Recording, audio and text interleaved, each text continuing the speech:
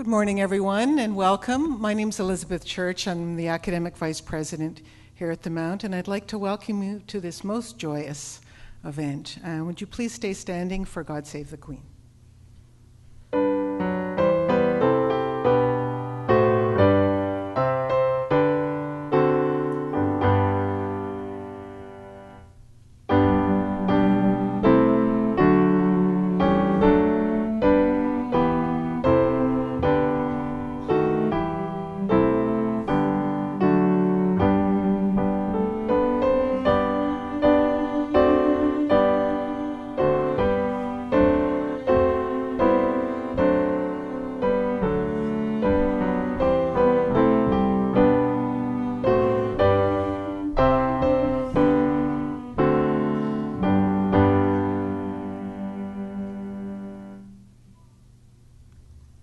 I would like to invite Sister Evelyn Williams to come forward and deliver the invocation.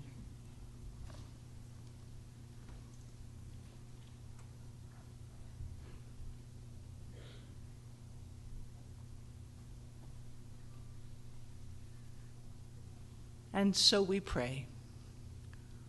Holy One of mystery, known by many names, heard through many voices, we acknowledge your presence with us this day as we gather to celebrate the accomplishments of the graduates of 2014.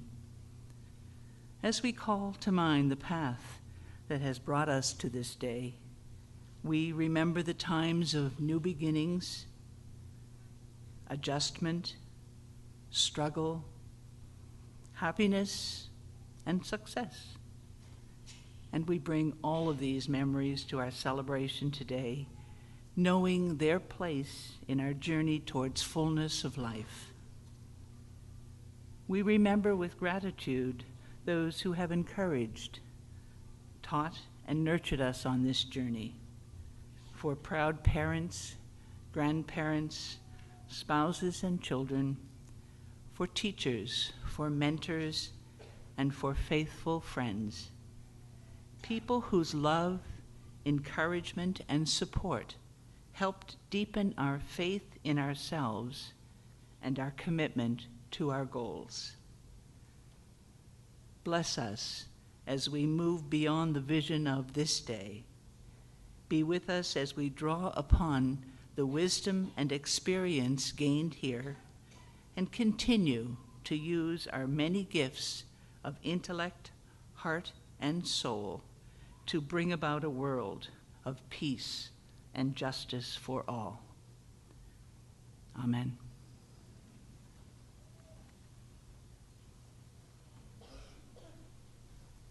Please be seated.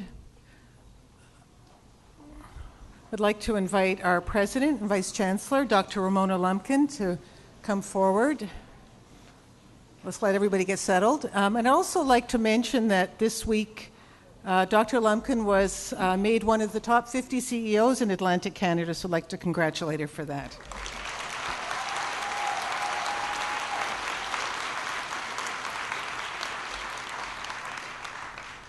Thank you very much. Madam Chancellor, Madam Board Chair, members of the Board of Governors, honorary degree recipients, distinguished guests, including the Honorable Jeff Reagan, Member of Parliament, Stephen Guff, MLA Sackville-Beaverbank, and Ben Jessam, MLA Hammonds Plain Lucasville. And Ben is with us for our convocation for the second ceremony. We spoke yesterday about his deep commitment to post-secondary education, so it's good to have him back today with us. Also, family and friends of graduands, and especially today's graduands. It's my great pleasure to welcome you to Mount St. Vincent University's Spring 2014 Convocation. At our 3 convocation ceremonies, 2 yesterday and this the culminating one today, we gathered to celebrate the accomplishments of more than 600 of our students from 22 different countries. They have completed their required courses of study and now received their certificates, diplomas, and degrees from 91 programs. 86 students are graduating with distinction, and 9 students are graduating with first-class honors. We're very proud of today's graduands and congratulate you on all the work, diligence, commitment that have brought you to this happy day. Joining our students are 3 exceptional individuals over the past yesterday and today who have distinguished themselves in their lives and careers.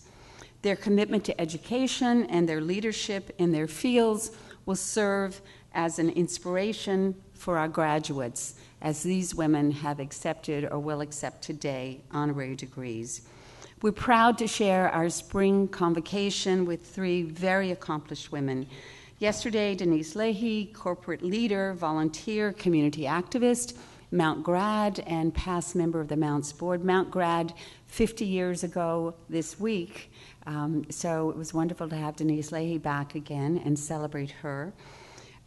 Kiki Delaney, yesterday afternoon, was awarded an honorary degree. Kiki is president and founder of CA Delaney Capital Management and has spent her life as a strong feminist, advancing the cause of women, working through philanthropy, through engagement in community activism, and again, she set a fine example for the graduates with whom she spoke. And today, Ada Yonath, a scientific pioneer in the study of protein biosynthesis and one of only 4 women ever to receive the Nobel Prize in Chemistry. Today, we will award an honorary doctorate to Dr. Ada Yonath. This year, our spring convocation ceremonies also mark another important milestone. It's the last presided over by Sister Donna Girnart as the Mounts Chancellor, a role that she's held since 2002. I haven't even counted up how many degrees have been awarded there at that Prix d'Or by Sister Donna. In addition to her career as educator, theologian, and leader, Sister Donna has devoted a tremendous amount of time and energy to the Mount, and we're grateful for her leadership and guidance. As the head of the Congregation of the Sisters of Charity, through our act, Sister Donna is named as our chancellor, and she'll be stepping down after 12 years as congregational leader and 12 years as our chancellor. And I would like to ask you to join me in thanking Sister Donna for all her service.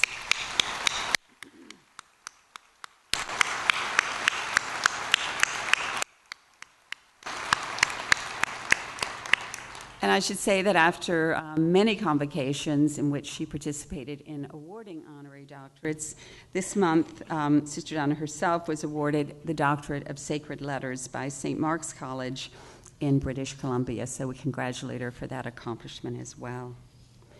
We also today recognize one of our faculty with the title Professor Emerita, a recognition conferred on individuals holding an academic appointment who've made a significant contribution to the university before their retirement. And I would like to ask Dr. Frances Early, please, to stand.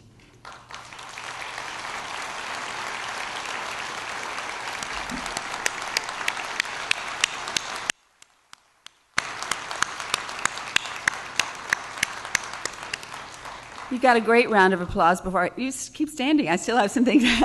Great round of applause even before I said anything about you. I think that speaks to the fact that people well know your record, Frances. Dr. Frances Early, professor in our Department of History, has shown a passionate commitment to learning and a strong belief in the power of knowledge and education to change lives.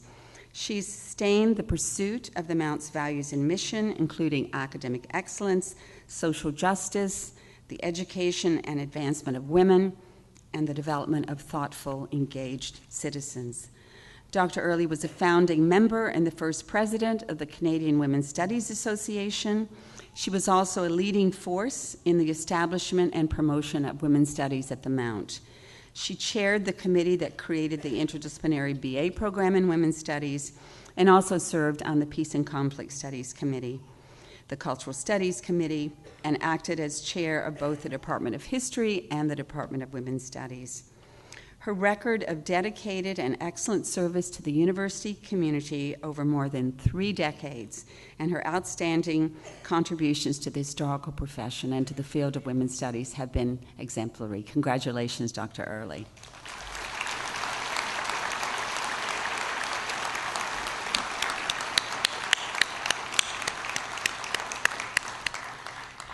"2014, not yet half over, has already been an exciting year for the Mount. One significant milestone is the 35th anniversary of our cooperative education program. Over the years, and this is one of the first programs of its kind in the country and the first in Atlantic Canada, and over the years, the 35 years, 7,000 Mount students have gained on-the-job training and access to important professional mentors on work terms across the country. As more students consider education as a pathway to strong careers, we look forward to widening the range of opportunities available for them to gain practical experience as part of their degrees. And we're delighted that in 2015, we'll be launching a new internship program for arts and science students. In celebration of this important anniversary of our co-op programs, I would just like to mention someone whose contributions led to the establishment of co-op at the Mount. Our co-op would not exist without the vision and drive of Dr. Walter Shelton, the Mount's academic dean at that time. Dr. Shelton went to great lengths to champion experiential learning, and in doing so, transformed our university, and laid the foundation for our future success. Speaking of foundations, I'm sure many of you have noticed the great progress that's been made in the construction of the new Margaret Norrie McCain Center for Teaching, Learning, and Research, a building that will celebrate the role women have played in shaping our society. It's been exciting to see this new building, our newest building on campus, take shape, particularly given the generous support offered by our students throughout our fundraising campaign, Project 2012. Students have made regular contributions to help us reach our goal and to build this building. And I want you to know that your contributions will be felt and enjoyed with gratitude by future Mount students for decades to come, and I hope that you'll return to the Mount and join with us in celebrating the opening of the building in early summer 2015.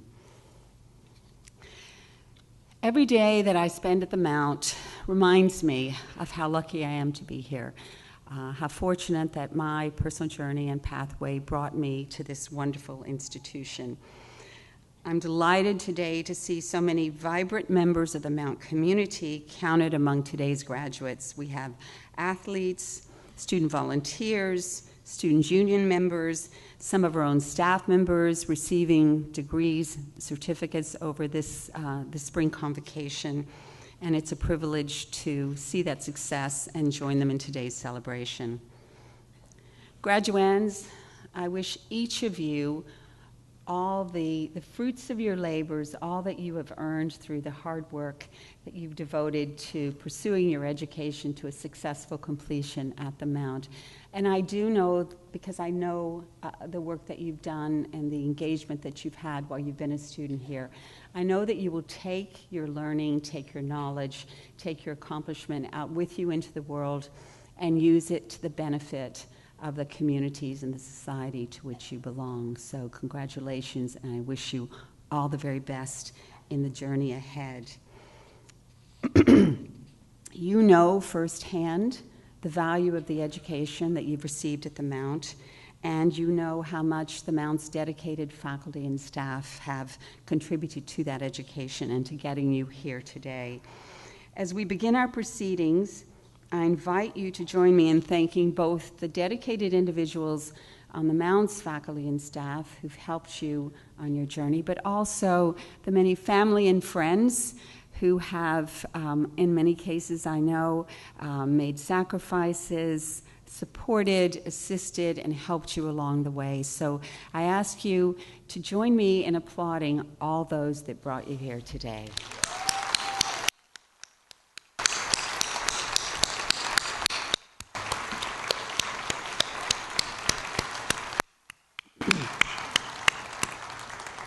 And finally, I have one last thanks, and that is for all my colleagues across this campus who have worked so hard to make the ceremonies at our spring convocation a success. You've seen many of them in the halls, getting you into the room, getting things ready. People over the last week have been setting up our facilities and making the space ready, responding to RSVPs. The tasks are myriad, going back weeks. I know our registrar's staff spent a whole weekend cloistered in their office approving graduands lists, Senate followed by approving those lists. The work has been widespread. Many people have dedicated many, many hours to bringing us today to this wonderful event. So I would like to ask you to join me in thanking all those workers.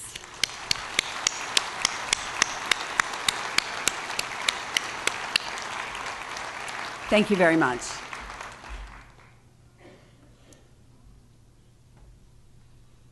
Thank you, Dr. Lumpkin. I'd like to invite Dr. Sharif Mata, who is a professor in the Department of Chemistry and Physics, to come forward and to present the honorary degree candidate, Dr. Ada Jonas.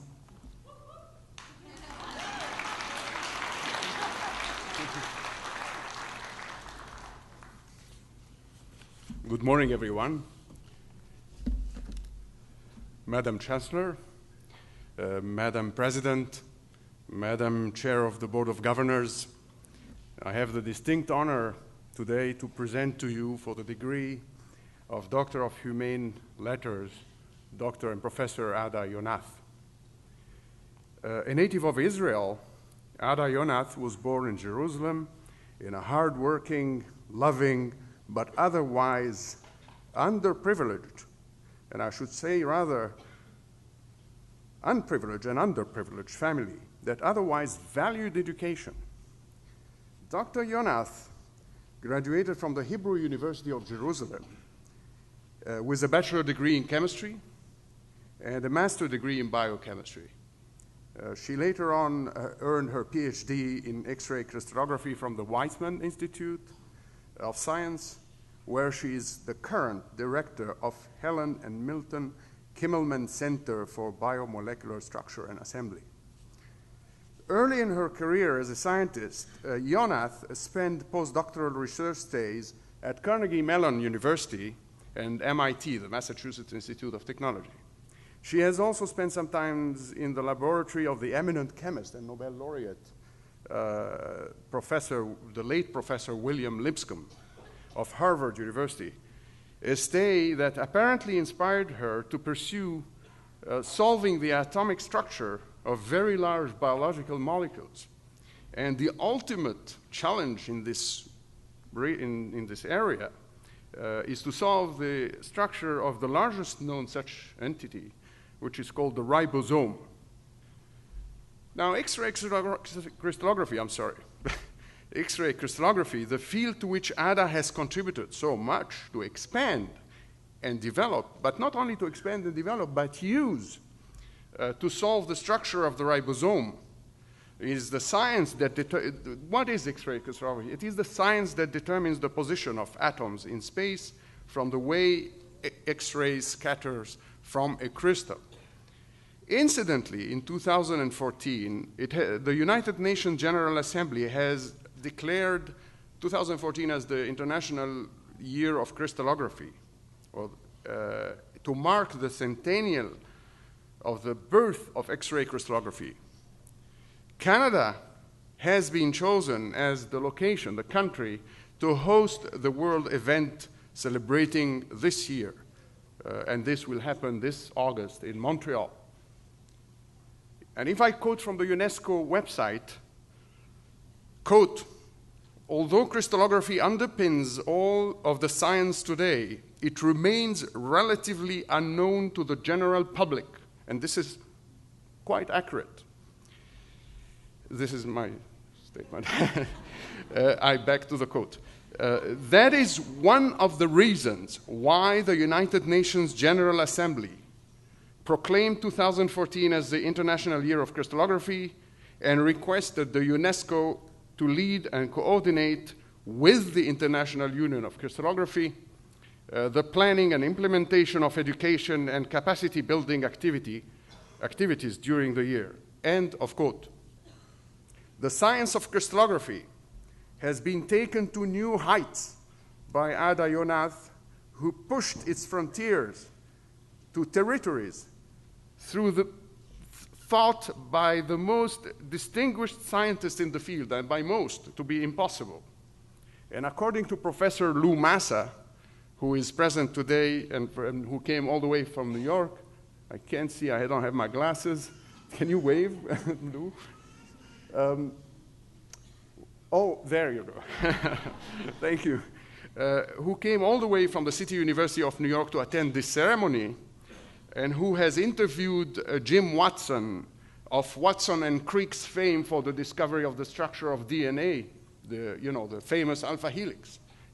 Lou has interviewed Jim one time, and Jim Watson has stated that this is one of the most difficult and probably impossible problems to solve, and that was way back then. But Ada has solved it. So the problem was, the first to crystallize this beast, the ribosome. An almost impossible challenge, as most chemists, perhaps not all, would tell you.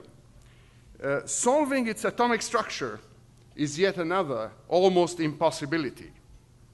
Ada has solved both impossible tasks and literally brought the impossible to within our fingertips. Our honoree is an exceptionally accomplished woman who defeated all odds and predictions and ended up offering medical sciences and biology, the atomic structure of the ribosome, on a platter. Thank you, Ad.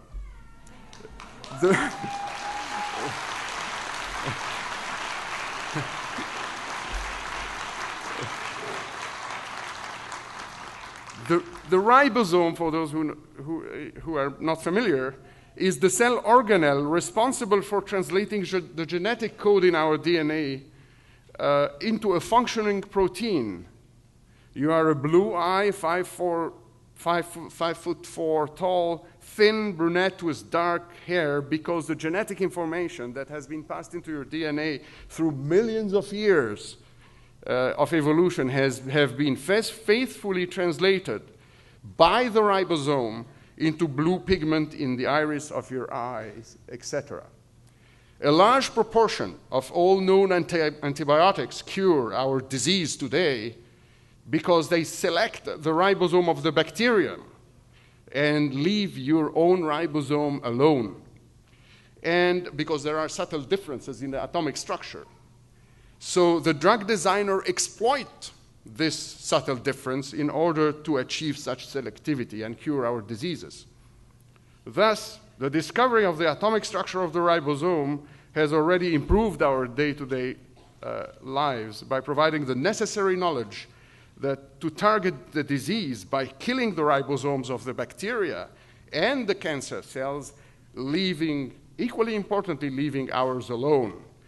And with the same level of importance, the discovery has expanded our knowledge, and for those who are thirsty for knowledge, just pure knowledge, extended our knowledge about the underlying mechanism of life itself. If Mrs. Radioactivity is Madame Curie, then Mrs. Ribosome is sitting right here. It's Miss Ada Yonath.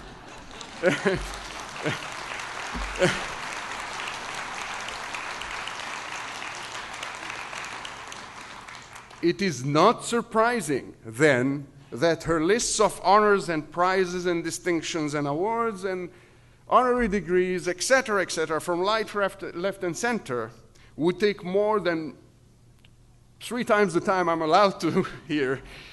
So I'm going to just pick a handful of recent ones as examples. Her awards include, for instance, the first award of the first European Crystallography Prize in 2000, the Israeli Prize for Chemistry in 2002. She won the Wolf Prize, which is considered by many as the prize just before the Nobel Prize, in 2006. The Paul Ehrlich and Ludwig, I'll try to pronounce this, that one, 2007. It's a very prestigious one, but I cannot pronounce it. She is the first Israeli woman to win a L'Oreal UNESCO Award for Women in Science for her I will quote here, for her vital work identifying how bacteria become resistant to antibiotics in 2008. She won the Albert Einstein World Award of Science for her pioneering contribution to protein biosynthesis in the field of ribosomal crystallography, and her introduction of this is again a quote, innovative techniques in cryobiocrystallography in 2008.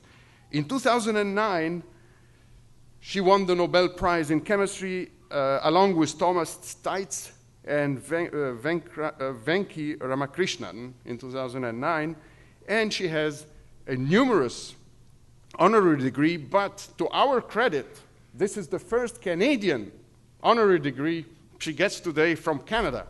So we're excited about that, Ada.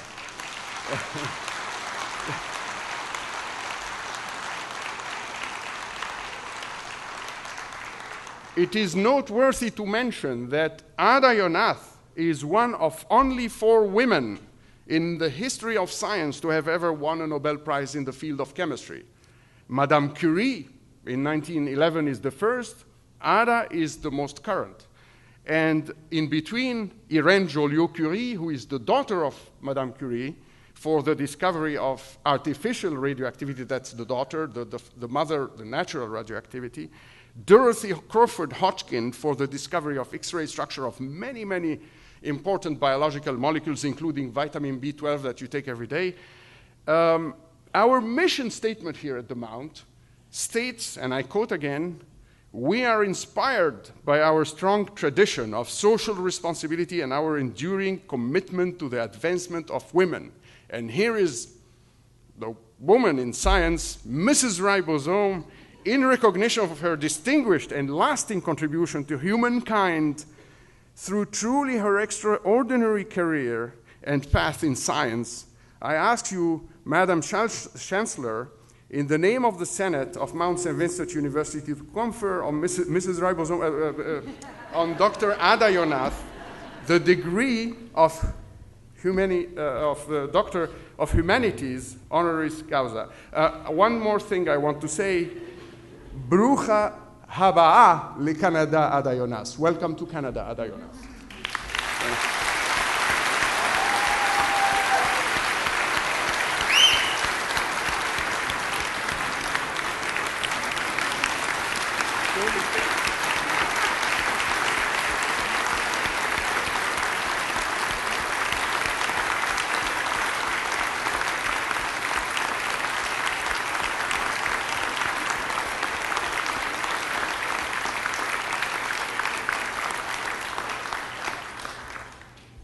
On behalf of the Senate of Mount St. Vincent University, I admit you, Ada Yonath, to the degree of Doctor of Humane Letters on honoris causa, with all the rights and privileges pertaining thereto.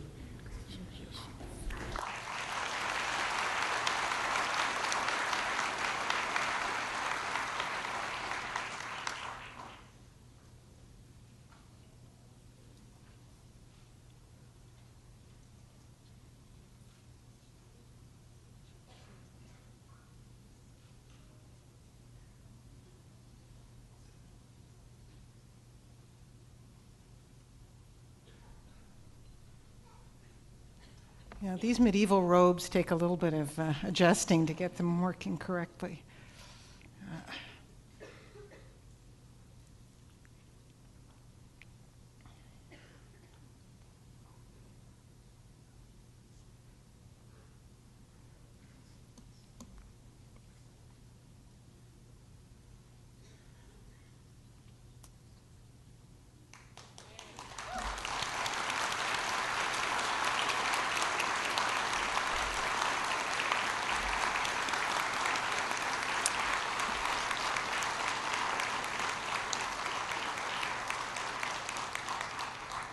So I would like to invite Dr. Ada Yonath to come forward and deliver the convocation address to the graduates.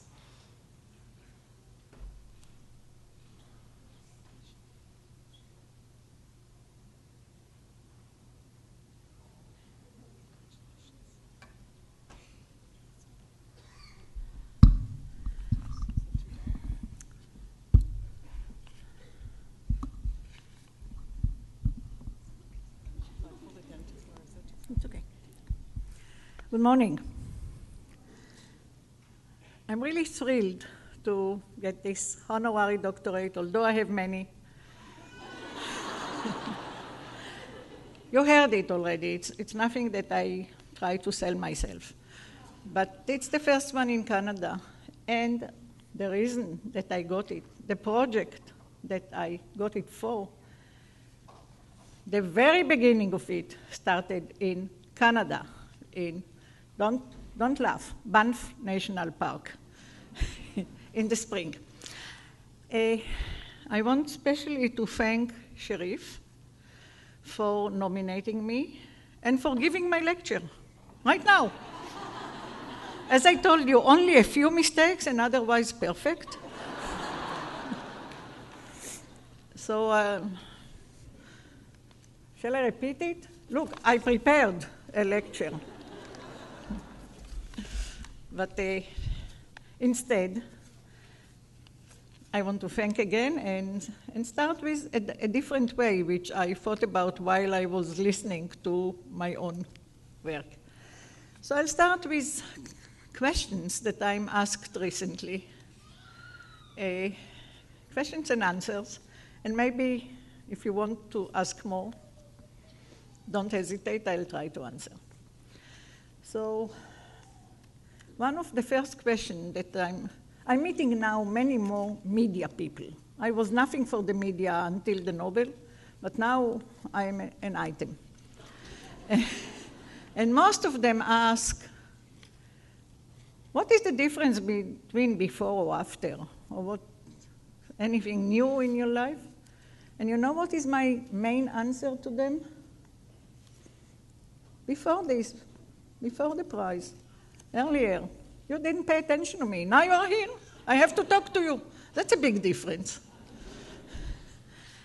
But actually, a larger difference, and a difference that makes me much happier, is the interaction with people that otherwise I wouldn't meet, like chancellors and presidents, politicians, distinguished professors in different areas, not only in mine, and students, from young children to graduating students. This makes me very, very happy, and I'm very thankful for this opportunity. I think that if at all I can make some type of change or some type of contribution, let's not call it change, it's between the young people. And I'll talk about it a few more words later. But maybe I'll start with a joke, or sort of a joke. Sharif said DNA. I'm sure that all of you know what DNA is. When I was a young child, DNA was just discovered, more or less, a little bit later. But now, when I meet kids, 6 years old, 7 years old, and I said, do you know what DNA is? You know what they answer? This is the tool that the police uses to identify criminals. So I'm working on something which is very popular. Even kids know it. So I'll come back to it during this little short presentation. And Sharif described DNA as instructions how to make proteins. He focused on the proteins that are different between us, like blue eyes versus black eyes and so on. Most of the proteins are common to the same organism, maybe some of them common to all organisms. And the instructions to make them, like hemoglobin, you all know what is hemoglobin, it's the same in all of us. The instructions to make the similar and the different are all in DNA. DNA is a language of 4 letters. Since I was a child, I was curious. And when people ask me, I come back to DNA in a minute, but I have to make a point. When people ask me, when did I start thinking about science, about becoming a scientist, I cannot answer this. But I can tell what I was. I was a curious little kid. I lived in a very poor family in 4 rooms apartment that was shared by 3 families with kids. 1 kitchen, one restroom. Not easy life, but I was curious. And I have some evidence for some of the experiments that I ran on my own. The one that I have evidence for is at the age of 5, where I thought that I want to know the distance between the floor and the ceiling of the balcony. Why balcony? Balcony was also very small, but this is the only place in the whole apartment that there were no beds and nobody lived in the balcony. So I piled up many furniture, still didn't reach the ceiling, decided to climb on them. I thought that if I climb and then I take all the measurements together, I'll know the distance. I don't know why it was important for me. I was 5. But I ran this experiment almost successfully, because instead of reaching the ceiling, I reached the backyard from the 2nd floor. And why do I say that I have evidence for this experiment?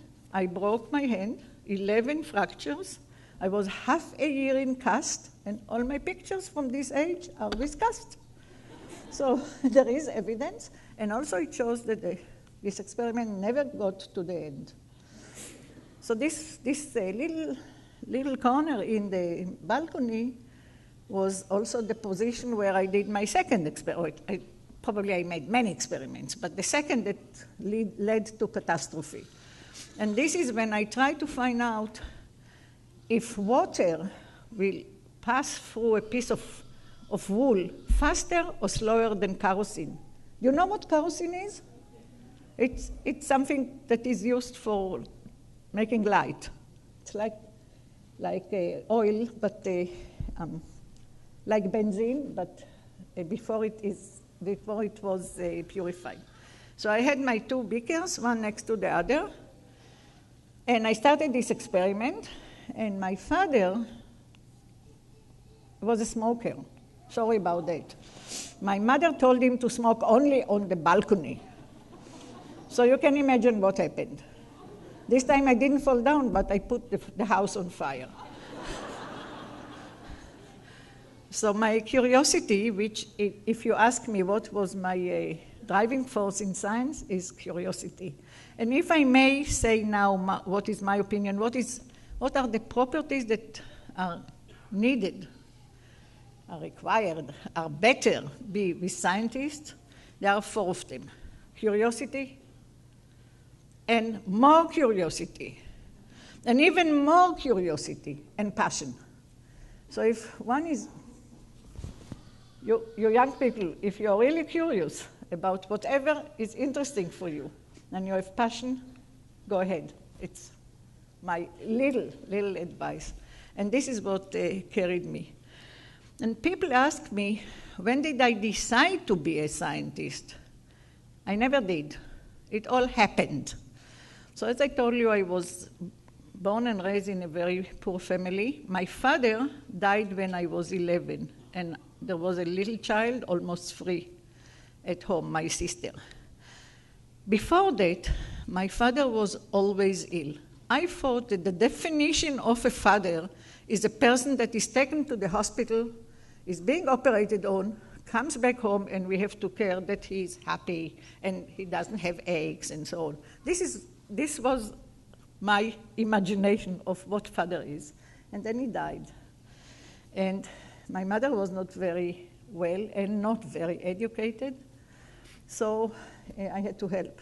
Since the age of 11, I had zillion of different jobs that I made for helping the economy of the family. When I was in the 4th grade, I think, in grade school, my mother came after my father died, 5th grade, something like that, and she said, I have to fill up the income tax forms, and I don't know how to calculate the percentage. She had to find out 8% of something. And I had to show her how to do it. And I felt really awful. My mother needs me, as a 4th grader or 5th grader, to explain something. It means better to study. And I think was one of my driving forces in studying, in trying to do the best I can in school, although I was working and taking care of my sister. And I don't want to go into all the jobs I had, but I even had to take care of my own fellowships and so on. So when I finished school, do you think that I wanted to be a scientist? I didn't know what it is. I didn't think that there is a profession that I'll ask a question that is interesting for me and somebody will pay my salary for it. Just didn't occur to me that luxurious life can happen, can be. I actually wanted to raise cows for milk. This was my dream. I had an aunt who got a prize, the Israel prize, for raising calves. She was raising calves for maybe 50 years of her life. She died 84 years old. Not even one calf died in her empire, and calves were brought from the whole country to her, although she was living far away. So she was my model. I wanted to do something like her. But because the farms were far from where my mother lived, and my mother was not very well, and my sister was still a kid at school, I felt obligated to help them, and I stayed in the neighborhood. And I thought, what can I do to kill the years until I can leave home and go to the calves? So going to the university and study looked to me a very interesting way to spend my time. I got some fellowships, and I stayed in the university. I learned there. One of the courses, the teacher said, and this is a question, interesting question, and he told about something, which I don't remember now. And in the intermission, I asked him what did he mean and how to do it. And he looked at me and said, yeah, it's really interesting. Come to our lab, we will discuss it. So it's the first time I found out that a person can be in the university, not only teach, also do research. And this is when I was turned from the calves into the lab. So it really just happened. I won't tell you now how or maybe I'll tell you. Why chemistry? I liked physics also. I liked biology also. I liked everything that has some logics in it. But for chemistry, the number of seats, of available shelves in the lab was 50. So 50 was the largest number of students that could be admitted. Physics and mathematics, everybody that had graduation could go, because even if 200 started, not more than 20 finished the first year. So they dropped out anyway, and they didn't need shelves. Just sitting on seats, there were enough. So I decided to apply for chemistry just because it was the most difficult to be admitted, and I thought if I write it first, I can write physics second. If I write physics first and chemistry second, they won't even look at my chemistry aspirations. So I was admitted to chemistry. At the end of the third year, I was sure that I want to look at biological processes, so I applied for biochemistry. There were only 12 seats, and I got it. And then, when I started, they initiated a new discipline called biophysics, one seat, and I got this one too. It doesn't say that everything went smoothly, but I just want to tell you, things sometimes happen without being planned, and it's really wonderful when it happens. So let's go back to curiosity and more curiosity. Many people ask me, why did I try to study the process of the translation of the genetic code? The genetic code is a language of 4 letters. The proteins, which are the products of the genetic code, are made of 20 letters. And there is a body, a particle, in each cell, a universal particle that is called ribosome. And people knew that the 4-letter A language is translated to 20-letter language, and the proteins that come out do almost every task of living cells, from bacteria to elephants to dinosaurs even. But they didn't know how it is being done, except that it was found in the middle of last century that there is a particle for it called ribosome, and you heard a lot about ribosome. I won't repeat it. I just want to tell you that it really, my attention was really drawn to it, and I decided that this is the dream of my life. Why did I have guts to start something that many people, including the person just mentioned by Sharif, James Watson, who discovered the structure of DNA, even he tried to work out the structure of ribosomes, because without structure we don't understand function. I don't want to go into it, but that's a situation. So how come I had guts to do what other people failed, and it was what was written in the books impossible? I can't go into detail, but I just want to tell you that I read an article about the bears in the North Pole, about the sleeping bears, the winter sleep, and this gave me an idea. Probably other people didn't read it or didn't look into it very carefully. And this is again doing in this part of the world, the north, much norther than Israel for sure. People ask me why to do this. It's just basic. Who can use it? So unfortunately, Sharif already told you how it is being used. So I cannot tell you anything new, but I can tell you that it was known that half of the useful antibiotics are functioning by paralyzing cells of pathogenic bacteria by paralyzing the ribosome. Because if ribosome cannot work, there will not be proteins, there will not be cell workers, there will be death. This was known when I started, but even I did not dare to dream that we will be able to solve the structure and to understand how the antibiotics bind and how they function and how resistance to them is being acquired, which is a big problem in medicine. Because let me just say two numbers. The weight of the ribosome is 2.5 million units, chemical units. The antibiotics are 500, 600. I didn't expect to be able to see something like this. I was really a basic science for knowledge. I got a bonus. We do see them, we do understand them, all of them. More than 30 different families, all of them, and now we are even looking for each different bacteria. This is much, much more than I expected. And if I can say just one comment about basic science.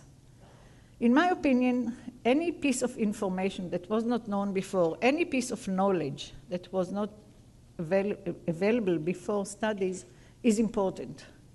Today or in 200 years. Let's talk about electricity. You know, for years and years, thousands of years, people used fire for light, candles. And they knew that candles are not sufficient. But you think that this type of light, or whatever light we use today, is a consequence of better investigations, better research on candles? Making candles larger? No, it is not. It's completely new concept that was introduced into science hundreds of years earlier, 300 of years earlier, maybe even more, and which took, I really don't want to go to all the names, which took more than 200 years from the time it was more or less defined until a bulb was made. So, young people, don't worry. Anything if you go to science or to any other type of increasing knowledge, any piece of information may come to fruition sometime. So before I finish, I want to talk about girls in science. I see here many young girls, young women. I don't know what are your plans and aspirations, but I know that the society doesn't like to encourage science to girls or to encourage girls to take science. It's difficult for me to find out why. They say you can't be a good mother and a good scientist. So why to go to be a dancer? It also takes time and crazy time to become a good dancer and to perform. I don't know why science is has lower appeal to the society than other things, because I think that science is gender independent. But since the society feels that way, I think I want to comment. So first of all, I don't agree. I think that fantastic scientists can be also very good mothers, grandmothers, housewives, and so on. My granddaughter gave me the best ever prize I got. I heard the whole list of prizes. All are very important, but not as the prize she gave me. The Grandma of the Year is Ada Yonat. And when I asked her which year, this was 9 years ago, before the Nobel, I asked her which year, she said, every year you have to reprove yourself, which never happens to any other prize. But it's my granddaughter, she was 9 years old then, so she said what she thought, I'm sure. So that's one example. Another example are female scientists that I worked with or were in my group or are still in my group. My first student was a girl who is now a professor in University of Maryland, and the connection to Canada comes here. She spent 4 years in Edmonton. She determined the structure of a protein that makes muscle move. She got the prize of the best structure of the year when she was in Edmonton, and she got the front page of Science, and she's a woman. I cannot go one by one. I just took the one that had the connection to Canada. Actually, my main senior scientist, a woman that was more or less at that time in my lab in Rehovot, is until now in Edmonton, but she's doing yoga. So let's talk about the scientists. At the moment, the senior scientist in my group has 3 children, and she's more than excellent. She's collaborating with Professor Massa. Her name is Anat. Ella, who is also an excellent one, has only 2 children, but still very good mother. And I want to mention another scientist from my group, and very excellent one. Her name is Tamar Nevo. She got her PhD and master's with us. She studied together with Max Planck in Germany. She is married to a son of a professor in this university, Denise Nevo. She is a fantastic scientist. She has 3 children, and she knows to make very good, tasty cakes. And if you want to see her cake, please go into the internet, go to any of my lectures. Any of my lectures, at the end of the presentation, I show her cake. And I hope that you will appreciate it as much as I do. So thanks, Mount University, for contributing. Tamar wouldn't stay so long with me if she wouldn't find a husband, which is the son of Denise. So with this, I want to conclude my little speech, and thank you very much again.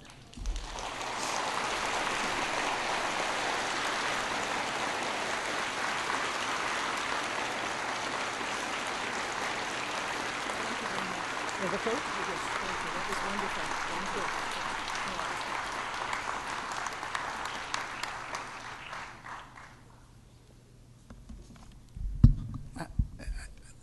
Thank you very much, Dr. Yonath, for showing us through your story how curiosity and passion and being open to the unexpected can lead to such wonderful things, and you can still be Grandma of the Year at the same time. So I would like to invite Nolan Pike to come forward to give the expression of gratitude. Nolan is graduating today with a BA in sociology.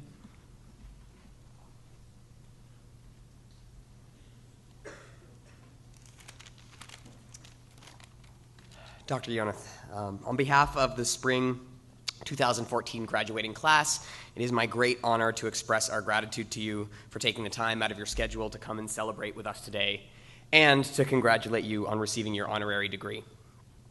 Thank you for sharing your wisdom and your humor with us. I am sure your words will remain with us as we move forward from this day. And welcome to the MSVU alumni. Thank you.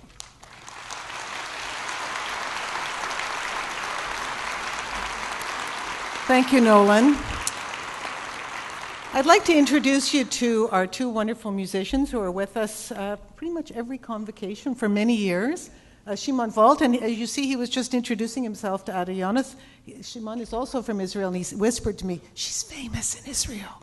And Diana Torbett. And this is a moment for us, a moment of reflection, and they're going to be playing a piece by Mascagni, Intermezzo.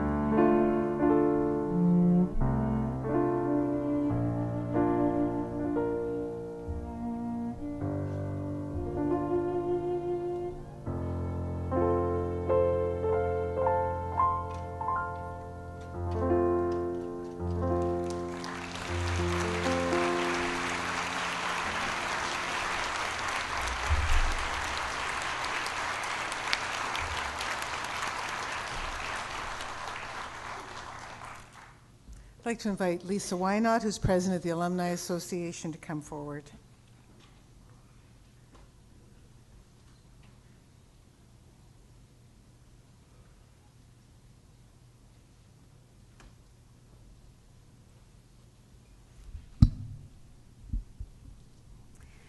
Madam Board Chair, Madam Chancellor, Madam President, distinguished guests, faculty, graduates, family, and friends.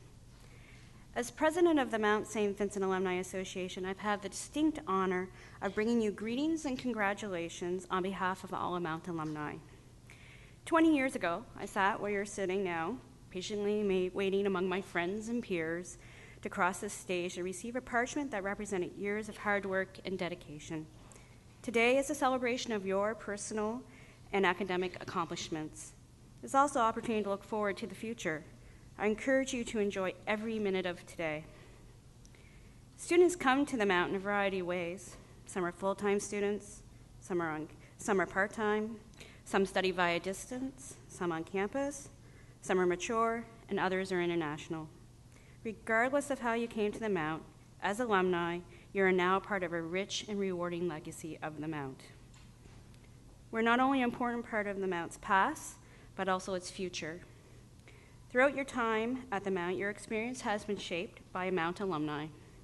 As guest lecturers, co-op employers, university staff, sports fans, members of the Board of Governors, and any other number of roles, you have left an impact on the alumni that remain connected to the Mount. I hope that when you leave here today, that you too will stay connected with this community. Keep up to date with the Mount and your colleagues through Folia Montana, our alumni magazine, or through Alumni Association Facebook and Twitter accounts. Use those means to share your story with the other alumni and students as you take new paths and new journeys. After you cross the stage, you will receive a lapel pin that bears the MSVAA coat of arms, representing your membership to the Alumni Association. From what started as a small group of women 93 years ago, the MSVAA has grown to include over 30,000 men and women throughout its history, enriching the experience of past, current, and future students. On behalf of all Mount alumni and the MSVAA, congratulations and welcome.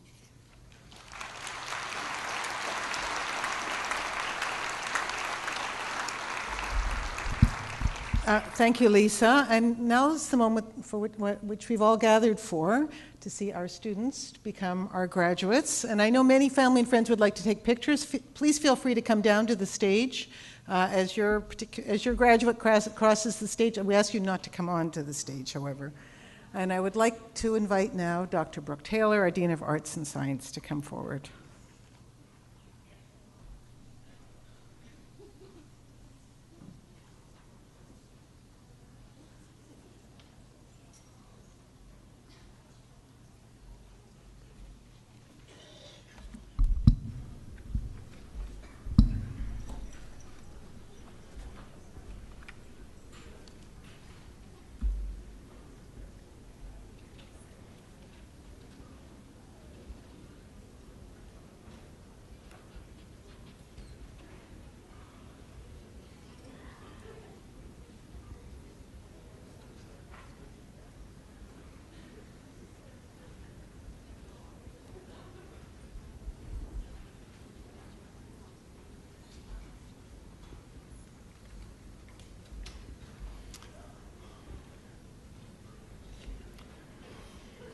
Before we begin, I just want to note that we have Senate Awards of Distinction. And as we process the graduates today, some will receive Senate Awards of Distinction. And these awards are engraved pewter medals awarded by the Senate of Mount St. Vincent University. The undergraduate awards are presented in recognition of superior academic achievement to the student who graduates with distinction and the highest grade point average, GPA. The awards at the master's level are presented upon recommendation of each department, and these awards will be presented to the recipients along with their parchments. And now we can begin. Madam Chancellor, it is my privilege to present to you the candidates for the Collegiate Honors of Graduation. I attest that they have successfully completed the required courses of study, and I ask that they be admitted to the baccalaureate degree. Mount St. Vincent University confers the degree of Bachelor of Arts on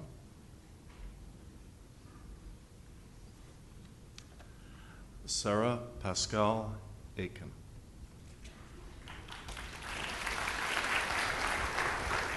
On behalf of the Senate of Mount St. Vincent University, I admit you, Sarah, to the degree of Bachelor of Arts with all the rights and privileges pertaining thereto.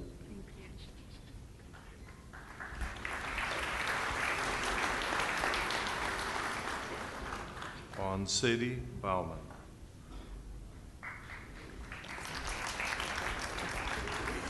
Sadie, I confer the degree of Bachelor of Arts.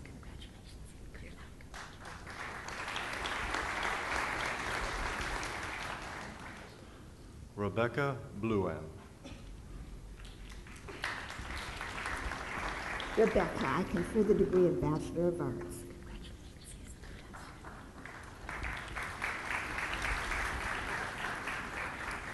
Brittany Dawn Boudreau. Brittany, I confer the degree of Bachelor of Arts.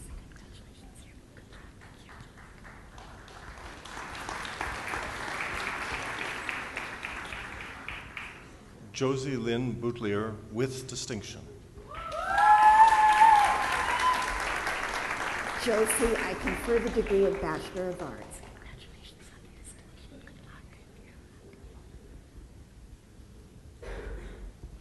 Kathleen O. Bowers. Kathleen, I confer the degree of Bachelor of Arts.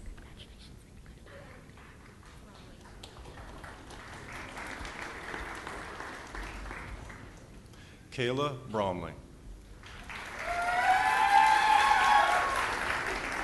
Kayla, I confer the degree of Bachelor of Arts.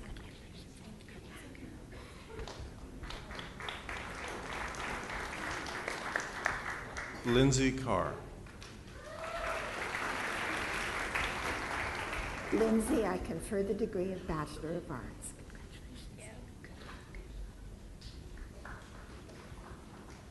Ashley Carter.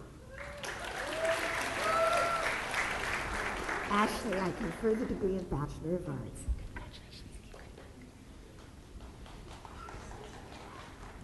Erin Chapman. Ellen, I confer the degree of Bachelor of Arts.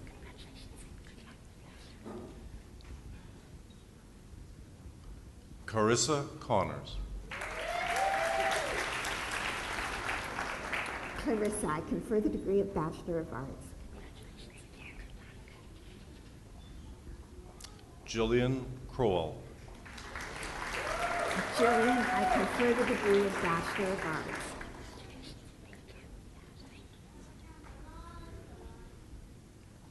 Lauren Delahunt.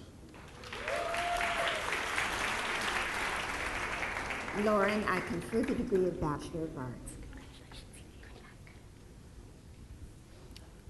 Laura Doucette.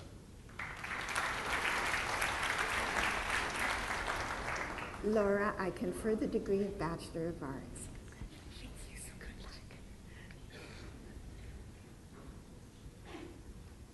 Elizabeth Ewart.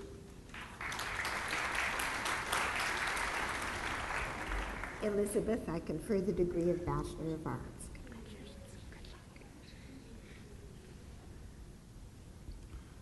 Laura Grieve. Laura, I confer the degree of Bachelor of Arts.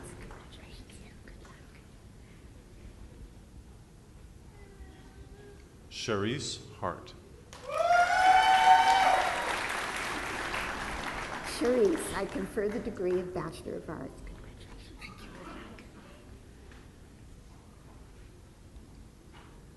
Lauren Hill. Lauren, I confer the degree of Bachelor of Arts.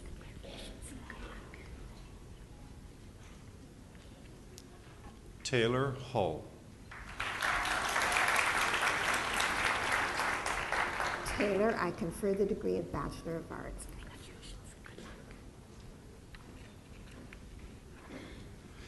Kelsey Marie Eiston.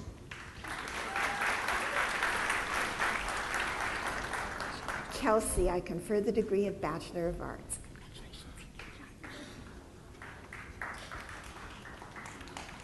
Shania Keith with distinction.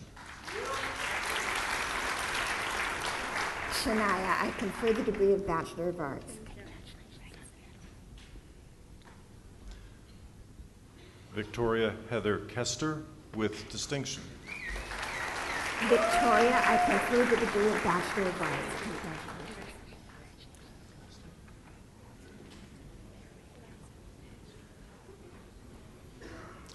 Julia Donna Maria Lautzen, with distinction.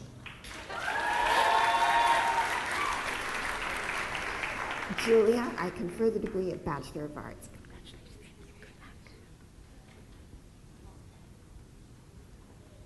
Sarah Ann Levy.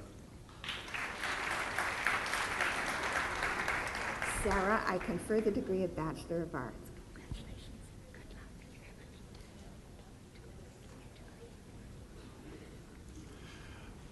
Jenny Livingston, with distinction. Jenny, I confer the degree of Bachelor of Arts.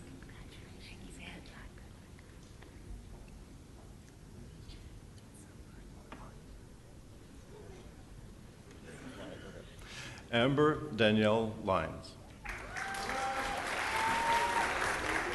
Amber, I confer the degree of Bachelor of Arts.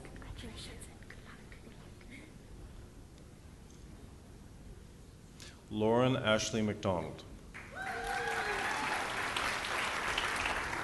Lauren, I confer the degree of Bachelor of Arts.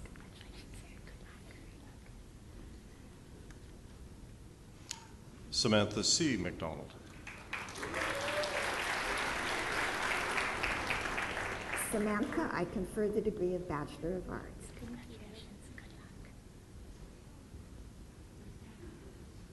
Sandra McMillan. Sandra, I confer the degree of Bachelor of Arts.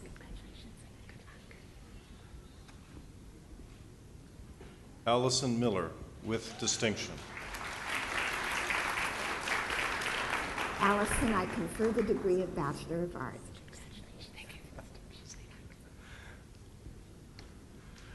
Nicole Middlestad. Nicole, I confer the degree of Bachelor of Arts.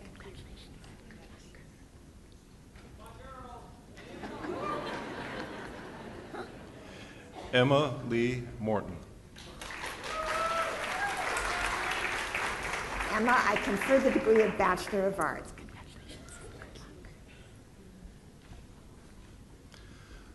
Susan Helene Moet. Susan, I confer the degree of Bachelor of Arts.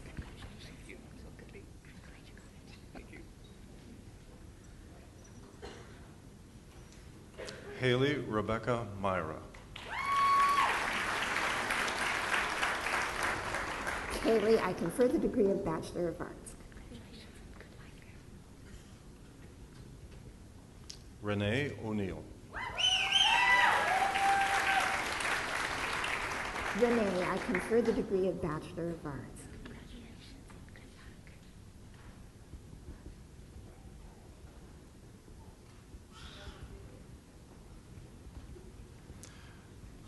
Emily Grace Patton. Emily, I confer the degree of Bachelor of Arts.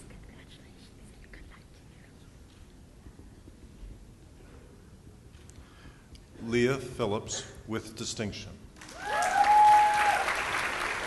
Leah, I confer the degree of Bachelor of Arts.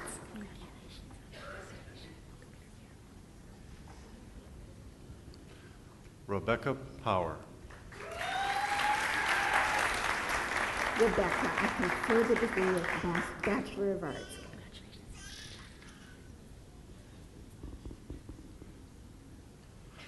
Alan Kevin Rafuse, with distinction and highest aggregate and Senate Medal of Distinction.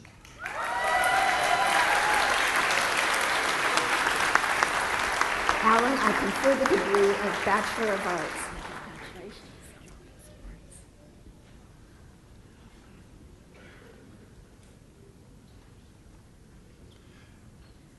Kaylee Rand.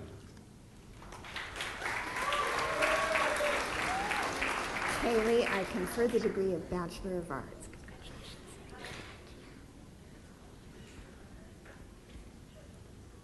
Alyssa Marie Roberts. Alyssa, I confer the degree of Bachelor of Arts.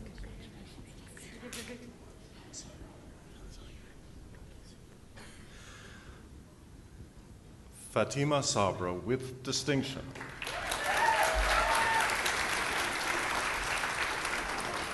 Fatima, I confer the degree of Bachelor of Arts.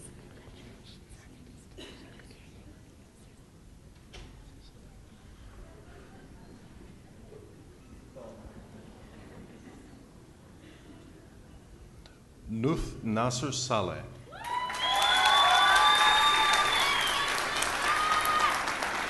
Nuth, I confer the degree of Bachelor of Arts.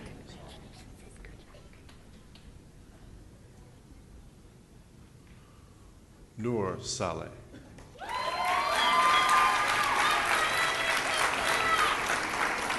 Noor, I confer the degree of Bachelor of Arts.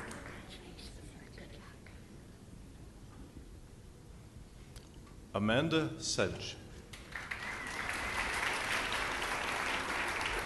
Amanda, I confer the degree of Bachelor of Arts.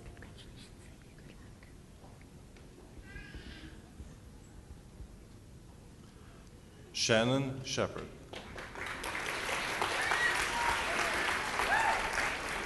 Shannon, I confer the degree of Bachelor of Arts.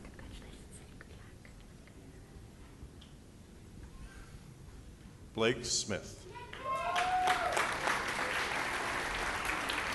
Blake, I confer the degree of Bachelor of Arts.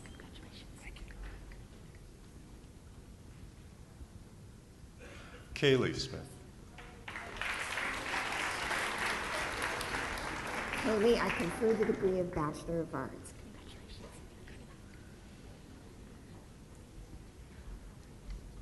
Brittany Snellgrove.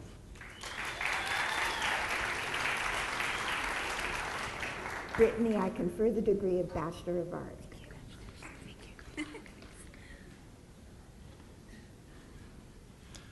Matthew Stewart.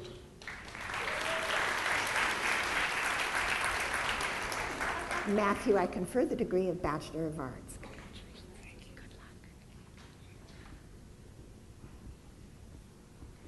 Katie Tanner.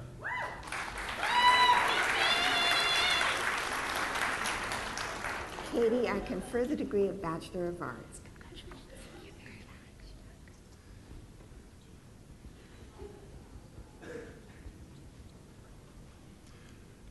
Tianne Thomas with distinction.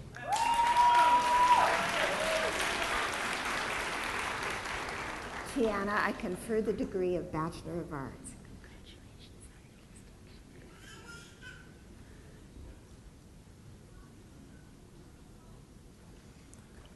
Amanda Welburn. Amanda, I confer the degree of Bachelor of Arts. Courtney Alexandra Williams with distinction. Courtney, I confer the degree of Bachelor of Arts.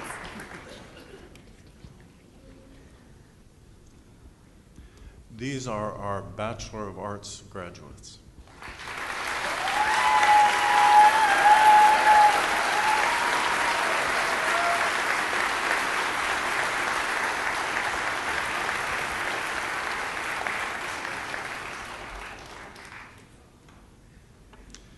Madam Chancellor, Mount St. Vincent University confers the degree of Bachelor of Arts Honors on Caitlin M. Barr with first class honors and highest aggregate and Senate Medal of Distinction. On behalf of the Senate of Mount St. Vincent University, I admit you, Caitlin, to the degree of Bachelor of Arts Honors with all the rights and privileges pertaining thereto. Congratulations. Good enough. Sky Kathleen Bryden Blom with first class honors. Sky, I confer the degree of Bachelor of Arts Honors.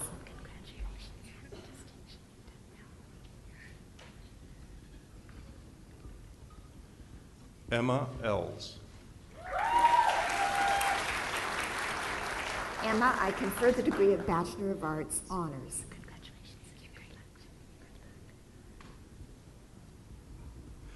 Kay Lynn Elizabeth Larder with first class honors.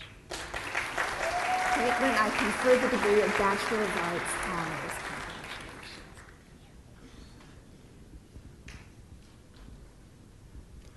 Annika Needham Reese. Annika, I confer the degree of Bachelor of Arts Honors.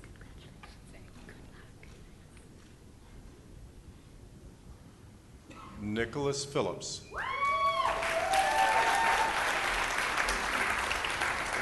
Nicholas, I confer the degree of Bachelor of Arts Honors. Nolan Pike with first class honors. Nolan, I confer the degree of Bachelor of Arts Honors.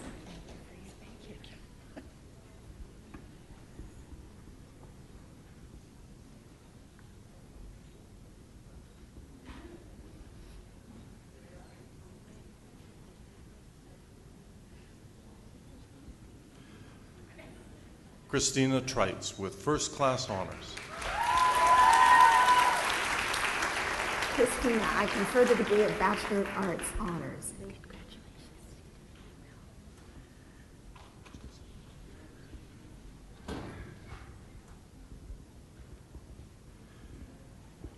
These are our Bachelor of Arts honors graduates.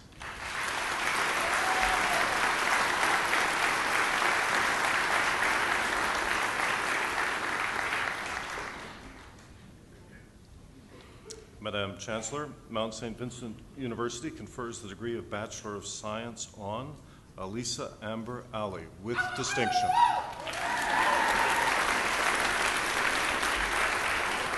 On behalf of the Senate of Mount St. Vincent University, I admit you, Elisa, to the degree of Bachelor of Science with all the rights and privileges pertaining thereto.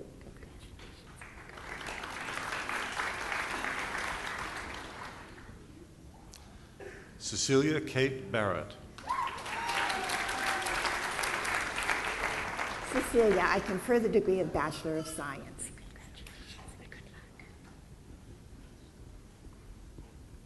Felicia Dawn Bennett with distinction. Felicia, I confer the degree of Bachelor of Science.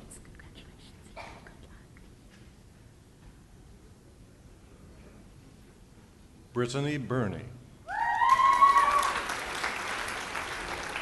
Brittany, I confer the degree of Bachelor of Science.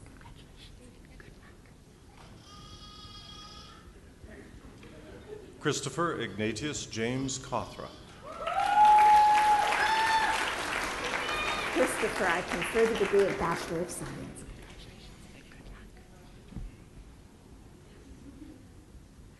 Danielle Chase.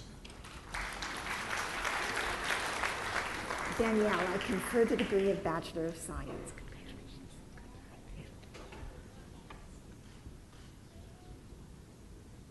Wanil Choi. When you, I confer the degree of Bachelor of Science.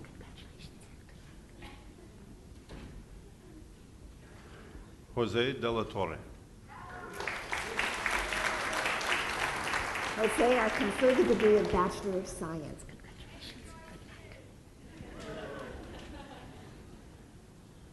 Samantha Ray Derby with distinction. Samantha, I confer the degree of Bachelor of Science.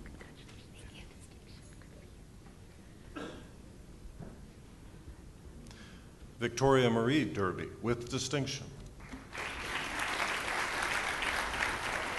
Victoria, I confer the degree of Bachelor of Science.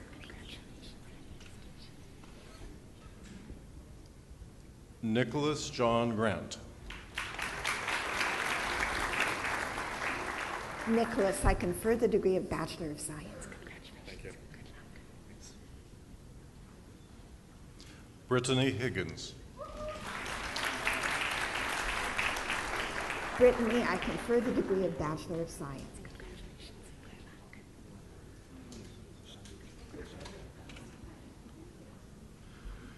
Shangyo Huang. Shanya, I confer the degree of Bachelor of Science. Matthew Paul Jacquard. Matthew, I confer the degree of Bachelor of Science.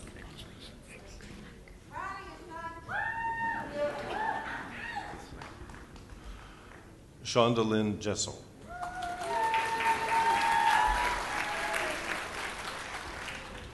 Shauna Lynn, I confer the degree of Bachelor of Science. Yes? Yes. There you go. Sorry. Congratulations.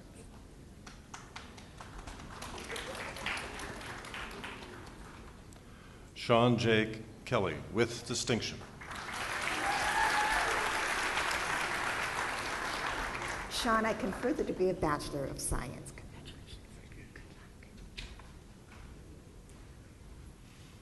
Alexander LeBlanc, with distinction. Alexander, I confer the degree of Bachelor of Science.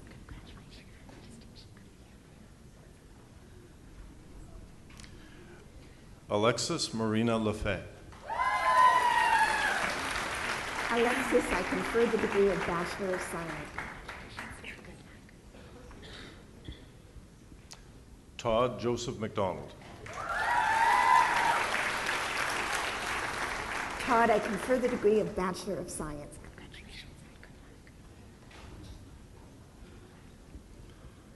Pamela Joy McMaster.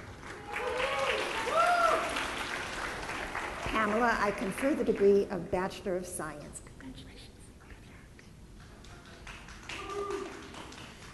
Ashley Martell, with distinction. Ashley, I confer the degree of Bachelor of Science.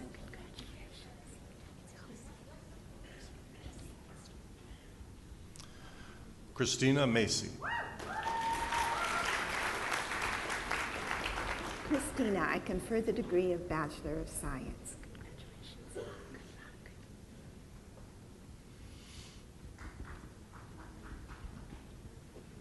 Paige Ashley McNutt. Paige, I confer the degree of Bachelor of Science.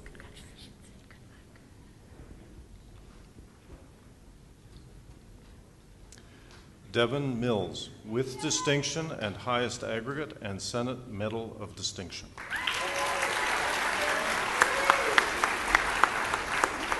Devin, I confer the degree of Bachelor of Science.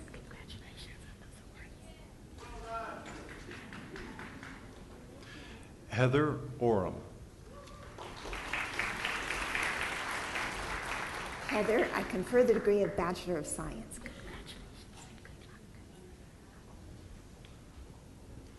Nicole Power.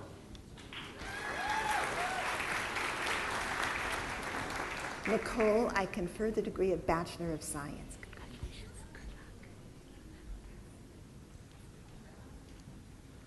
Megan Elizabeth Reardon. Megan, I confer the degree of Bachelor of Science.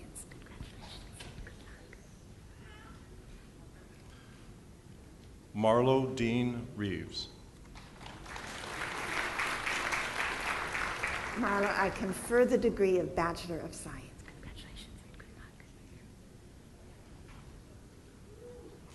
Allison Roach. Allison, I confer the degree of Bachelor of Science.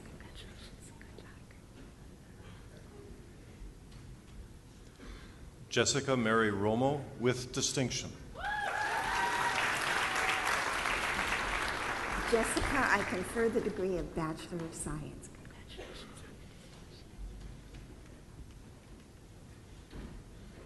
Christopher David Rowe. Christopher, I confer the degree of Bachelor of Science.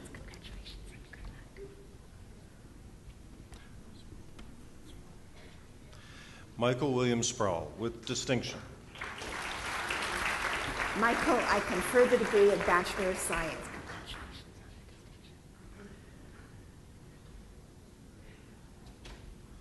Kelly Steffens. Kelly, I confer the degree of Bachelor of Science.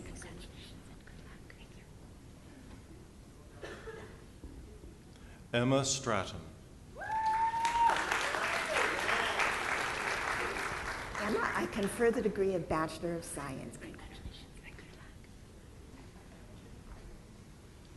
Samantha Kathy Strickland with distinction. Samantha, I confer the degree of Bachelor of Science. Victoria Marie Turpin. Victoria, I confer the degree of Bachelor of Science.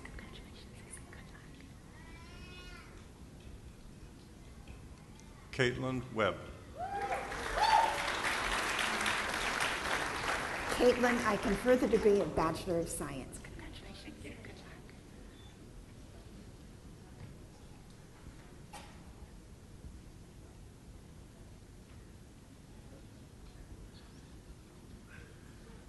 These are our Bachelor of Science graduates.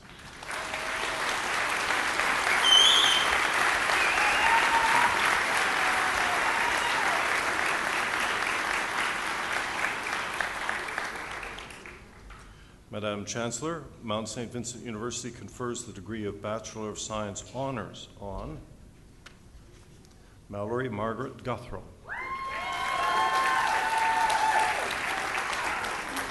On behalf of the Senate of Mount St. Vincent University, I admit you, Mallory, to the degree of Bachelor of Science Honors with all the rights and privileges pertaining thereto. Thank you.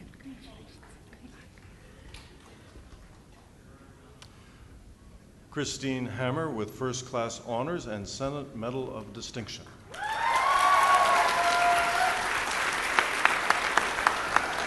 Christine, I confer the degree of Bachelor of Science Honors.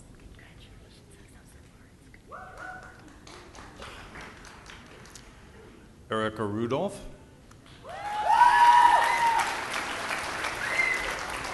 Erica, I confer the degree of Bachelor of Science Honors.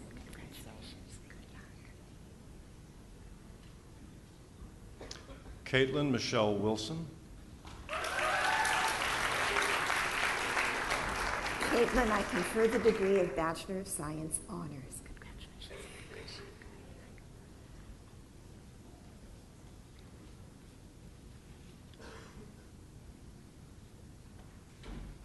These are our Bachelor of Science Honors graduates.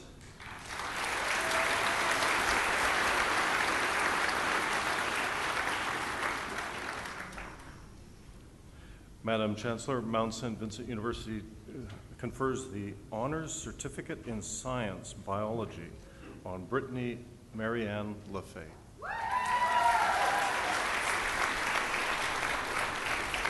Congratulations, Brittany. On behalf of the Senate of Mount St. Vincent University, I don't think I confer a degree here.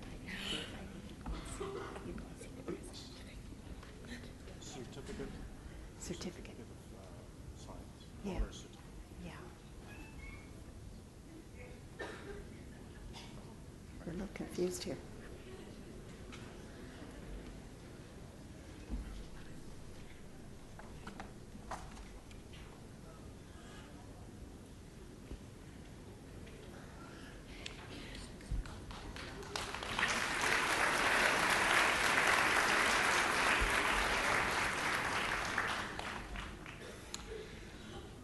Madam Chancellor, it is my privilege to present to you the candidates for the Collegiate Honors of Graduation. I attest that they have successfully completed the required courses of study, and I ask that they be admitted to the baccalaureate degree. Mount St. Vincent University confers the degree of Bachelor of Science, Applied Human Nutrition, Dietetics on Khulud Aman Ali. On behalf of the Senate of Mount St. Vincent University, I admit you, Karu, to the degree of Bachelor of Science, Applied Human Nutrition, with all the rights and privileges pertaining thereto. Thank you. Good luck. Thank you. Julia Ballantyne. Julia, I confer the degree of Bachelor of Science, Applied Human Nutrition. Amanda Bowden, Integrated Internship Education Program. Amanda, I confer the degree of Bachelor of Science, Applied Human Nutrition. Hilary Boudreau. Hillary, I confer the degree of Bachelor of Science, Applied Human Nutrition.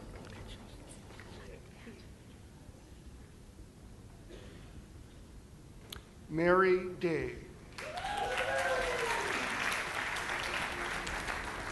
Mary, I confer the degree of Bachelor of Science, Applied Human Nutrition. Eleanor Evel, Integrated Internship Education Program with distinction. Eleanor, I confer the degree of Bachelor of Science, Applied Human Nutrition.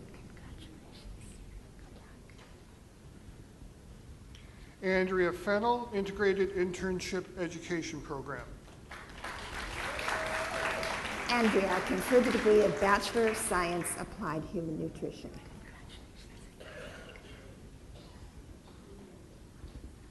Kelsey Jenna Ferguson. Kelsey, I confer the degree of Bachelor of Science, Applied Human Nutrition. Jennifer Lee Glockling, Integrated Internship Education Program. Jennifer, I confer the degree of Bachelor of Science, Applied Human Nutrition. Nora Elizabeth Heighton, Integrated Internship Education Program. Nora, I confer the degree of Bachelor of Science, Applied Human Nutrition.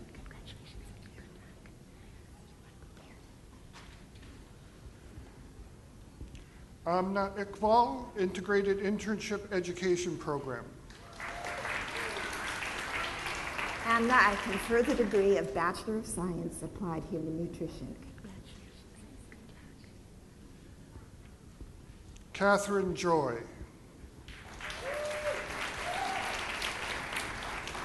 Catherine, I confer the degree of Bachelor of Science, Applied Human Nutrition. Edwina Kennedy, Integrated Internship Education Program with distinction. Edwina, I confer the degree of Bachelor of Science, Applied Human Nutrition.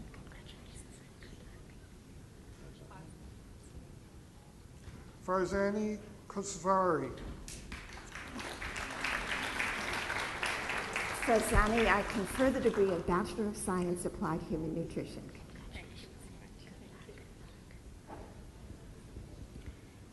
Kayla Valeria King, Integrated Internship Education Program with distinction. Kayla, I confer the degree of Bachelor of Science, Applied Human Nutrition.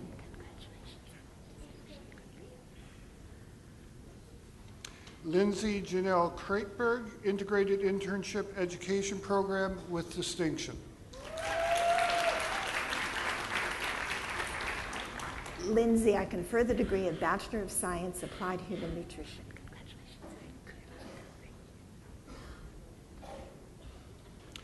Erin McDermott. Erin, I confer the degree of Bachelor of Science, Applied Human Nutrition.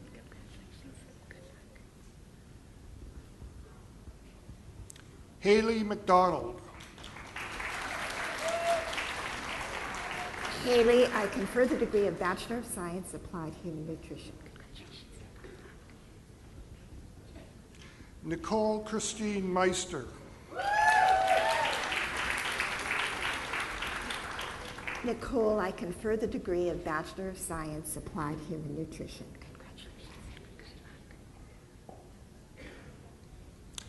Carly Nichols. Carly, I confer the degree of Bachelor of Science, Applied Human Nutrition.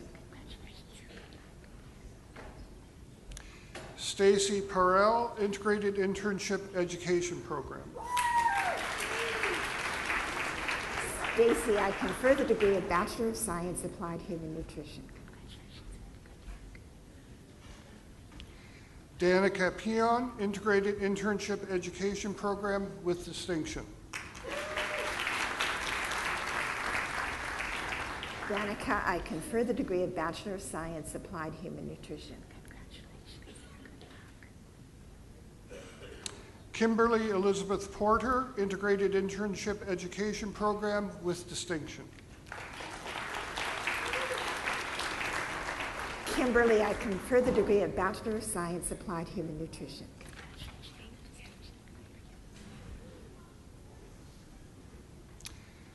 Melanie Chanel Riley, Integrated Internship Education Program with distinction and highest aggregate and the Senate Medal of Distinction.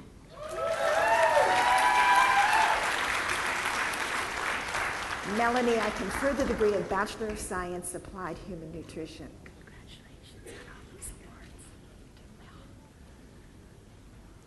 Ashley Roy with distinction. Ashley, I confer the degree of Bachelor of Science, Applied Human Nutrition. Marvin Eugene Trim.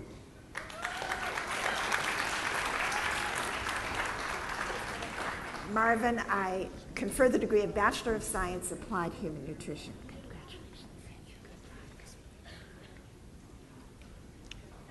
Claire Turpin, Integrated Internship Education Program. Claire, I confer the degree of Bachelor of Science, Applied Human Nutrition. Kelly Whalen, Integrated Internship Education Program. Kelly, I confer the degree of Bachelor of Science, Applied Human Nutrition.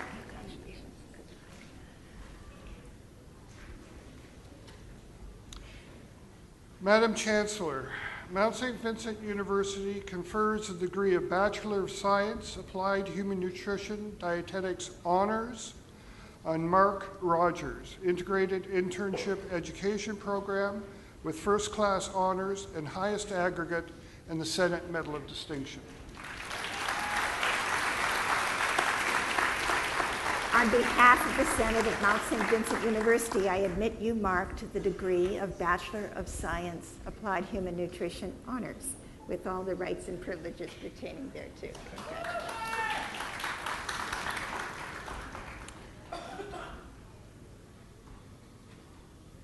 And those are our Bachelor of Applied Human Nutrition Dietetics graduates.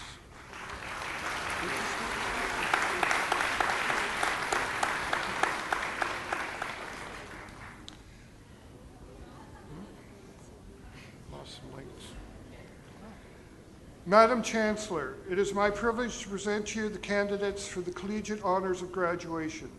I attest that they have successfully completed the required courses of study and ask that they be admitted to the master's degree.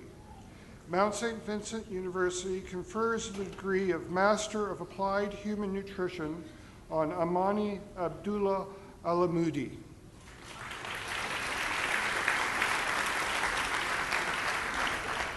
On behalf of the Senate of Mount St. Vincent University, I admit you, Amani, to the degree of Master of Applied Human Nutrition with all the rights and privileges pertaining thereto.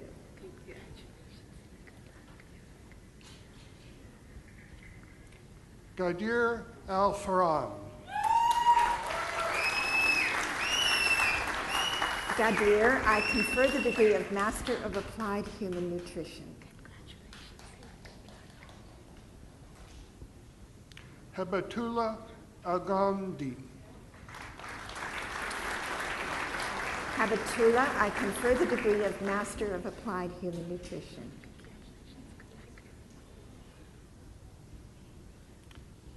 Zara Muhammad Al-Hamad.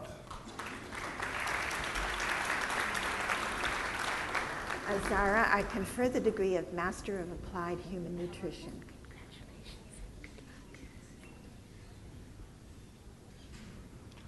Hawasan Abaduhamid Al-Katabi. Awasa, I confer the degree of Master of Applied Human Nutrition.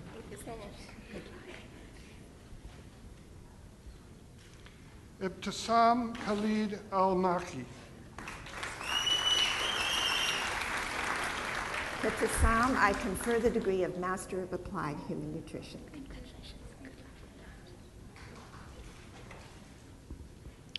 Maram Marie Alolanin. Madam, I confer the degree of Master of Applied Human Nutrition. Fatima Laki Altobati.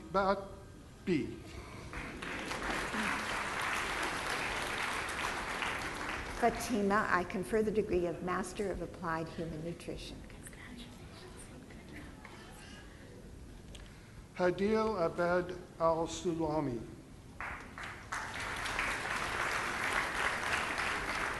Hadil, I confer the degree of Master of Applied Human Nutrition.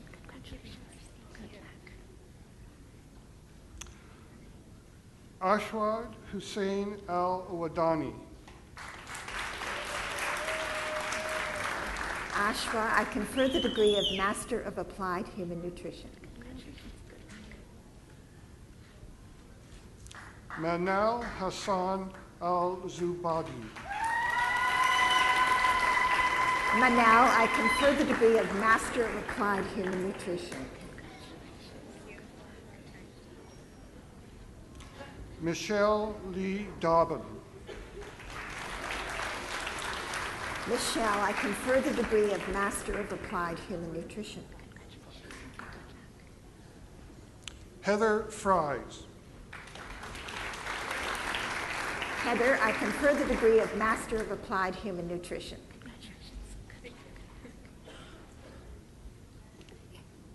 Min Gao. Min, I confer the degree of Master of Applied Human Nutrition.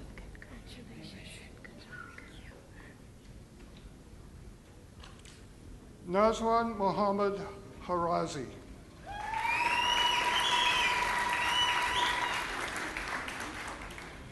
Nazwa, I confer the degree of Master of Applied Human Nutrition. Radia Mohammed Awali Karawa. Radia, I confer the degree of Master of Applied Human Nutrition.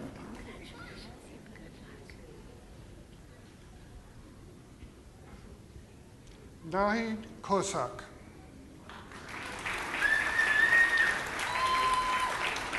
Naeem, I confer the degree of Master of Applied Human Nutrition. Colleen O'Leary. Pauline, I confer the degree of Master of Applied Human Nutrition.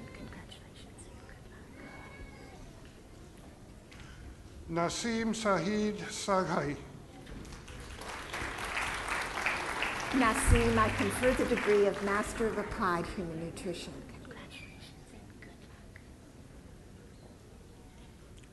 Sao Shen Shen. Sao Chen, I confer the degree of Master of Applied Human Nutrition.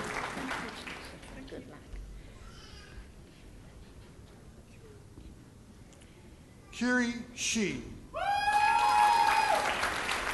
Kiri, I confer the degree of Master of Applied Human Nutrition.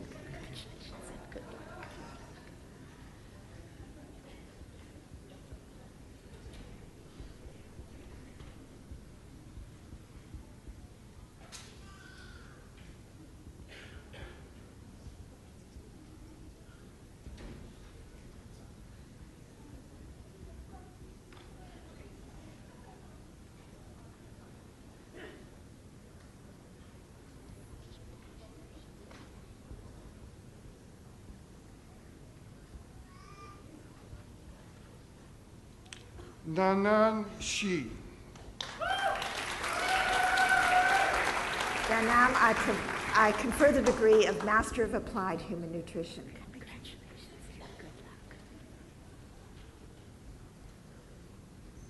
And these are our Master of Applied Human Nutrition graduates.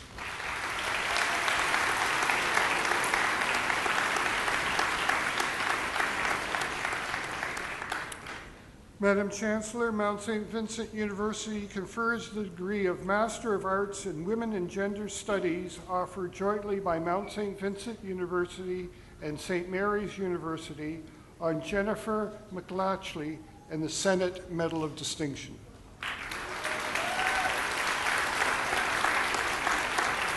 On behalf of the Senate of Mount St. Vincent University, I admit you, Jennifer, to the degree of Master of Arts in Women and Gender Studies, with all the rights and privileges pertaining thereto.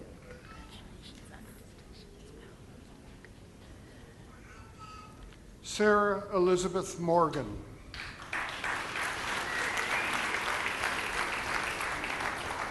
Sarah, I confer the degree of Master of Arts in Women and Gender Studies. And these are our Master of Arts in Women and Gender Studies graduates.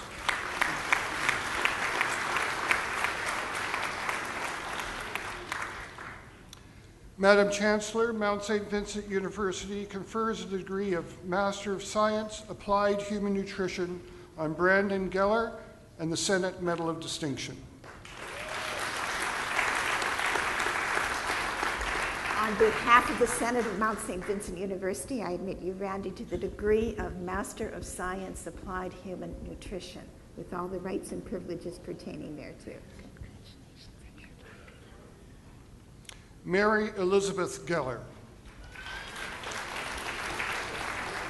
Marion, I confer the degree of Master of Science, Applied Human Nutrition. Athena Lee. Asina, I confer the degree of Master of Science, Applied Human Nutrition.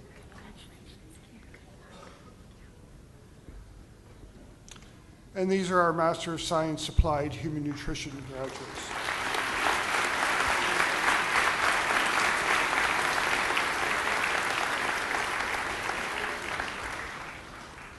Madam Chancellor, in absentia, we confer the appropriate degrees on all those presented to the University Senate. I confer degrees in absentia on those persons so designated by the Dean.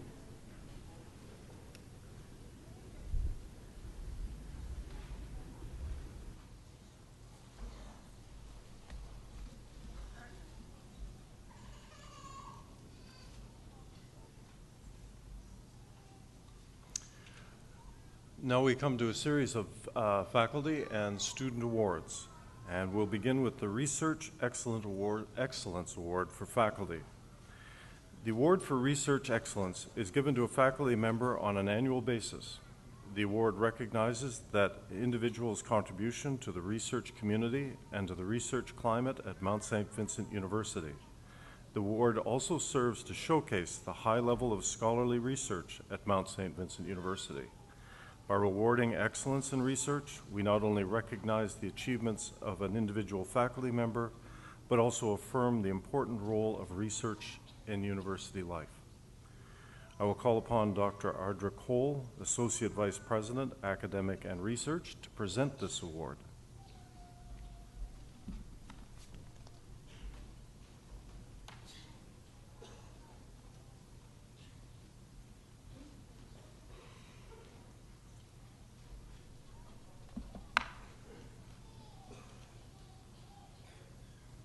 Ask Dr. John Schellenberg to stand.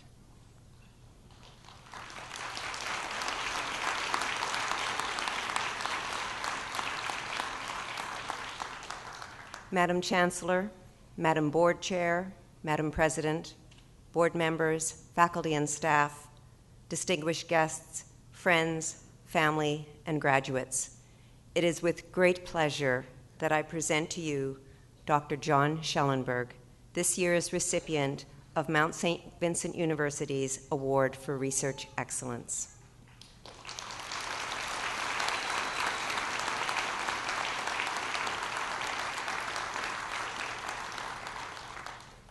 Dr. Schellenberg, professor of philosophy and Oxford scholar, joined the Mount in 1994.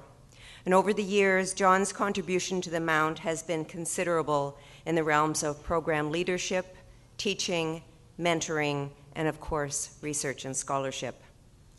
Not only is John an exemplar of scholarly excellence in research, in 1999, he received the Mount's Alumni Award for Teaching.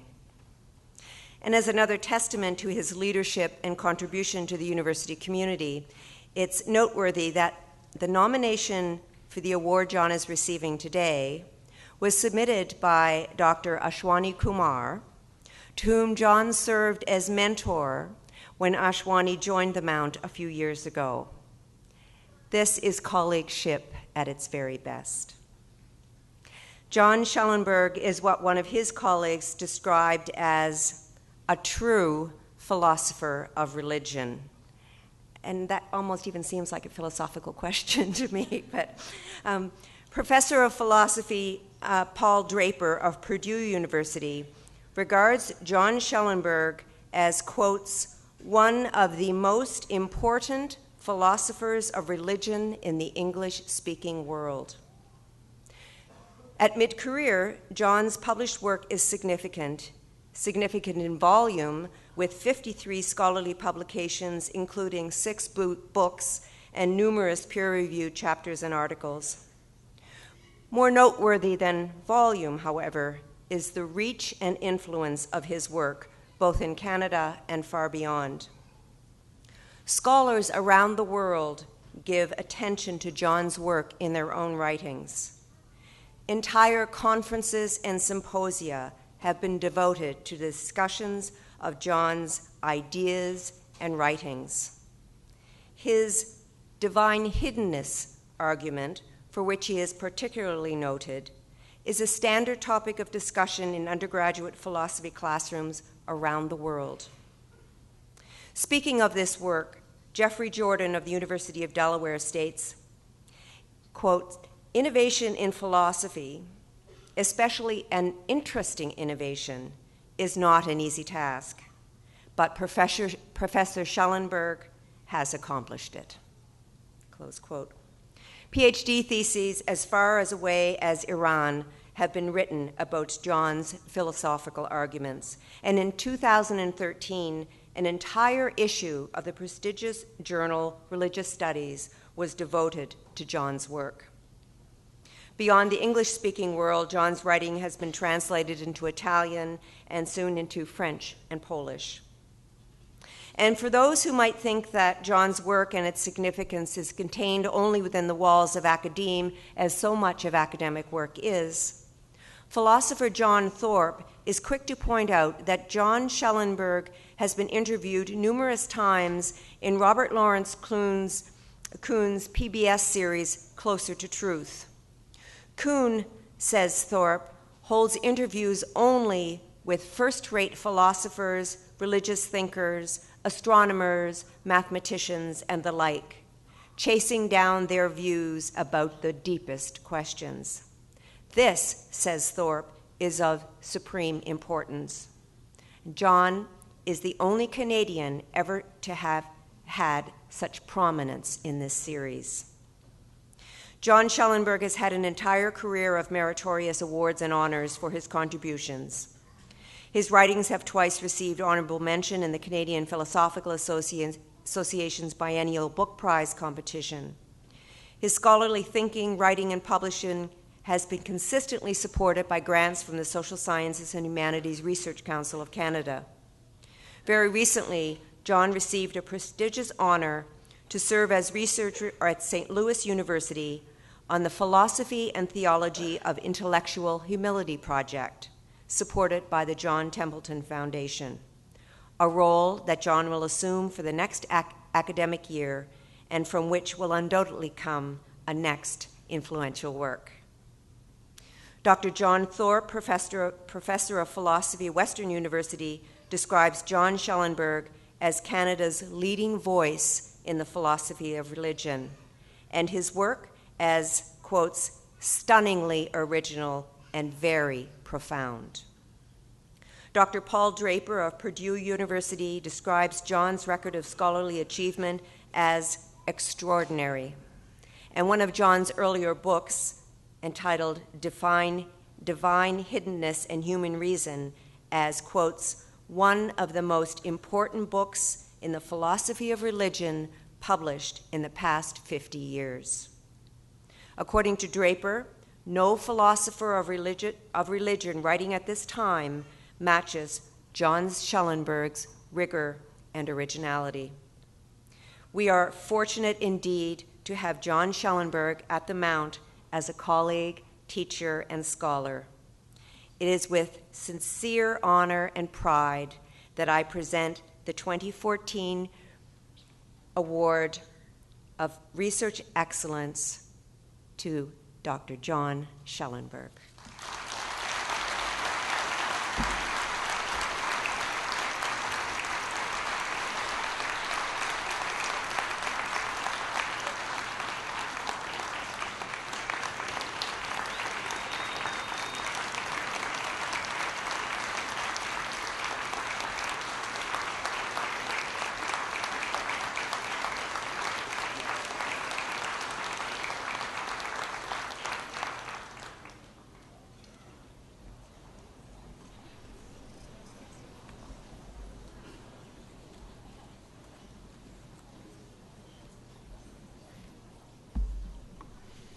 We now come to the Governor General's Undergraduate Medal, donated by His Excellency, the Governor General of Canada, to the undergraduate with the highest grade point average in the final 3 years of the degree program. The recipient of the Governor General's Undergraduate Medal is Melanie Chanel Riley, who graduates today with a Bachelor of Science, Applied Human Nutrition, and I would ask her to come forward.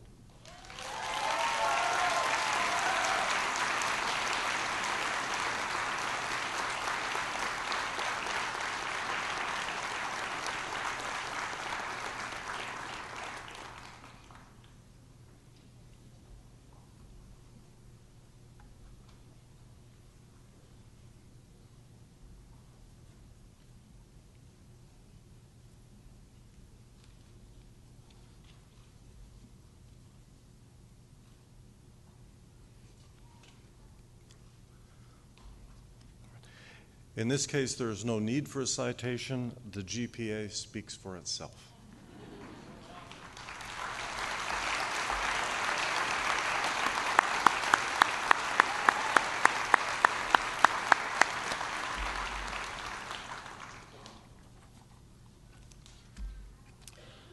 The President's Prize. The President's Prize is a special award donated by the University President, awarded to the member of the graduating class whose energy, generosity, and commitment have enriched university during their time as students and who show promise that their commitment will continue as alumni. It is with great pleasure that we award the President's Prize to Alisa Ali, and I would ask her to come.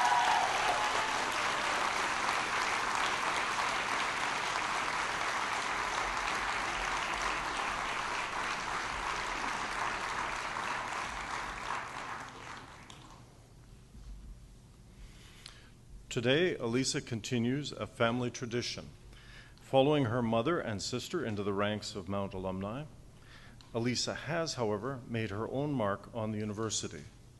Graduating today with a major in chemistry and a minor in biology, Alisa served for the past 2 years as president of the MSVU Science Society, bringing new energy to the body, which was named Society of the Year for 2013-14. Alisa also developed a specific interest in the environment, serving on the executive of the MSVU Environmental Society and as environment representative for the Student Council. Building on these roles, she was co-creator and organizer of the 2012 conference, How to Be an Environmentalist. Alisa has also been active in the Student Union, serving as a representative of the MSVU Board of Governors and on the Internal Affairs Committee. And for 3 years, she was an enthusiastic orientation leader. Collectively, her activities and involvement in the community earned her the MSVU Emerging Leader Award in 2011 and the MSVU Students Union Alumni Student Leadership Award in 2013. All this while maintaining an enviable GPA.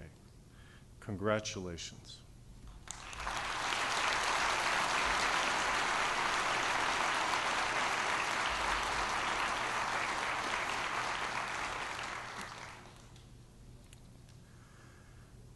Alisa has also been awarded the Valedictorian Prize, which provides all valedictorians, provides all valedictorians with a lasting memento of their achievement and contribution to the graduating class. To be chosen valedictorian, The student must have maintained a strong academic record, must have been actively involved in a number of extracurricular activities, either on campus or in the community, and must have been nominated as a fitting spokesperson for the graduating class by their peers. We are pleased to present the Valedictorian Award to Elisa Alley.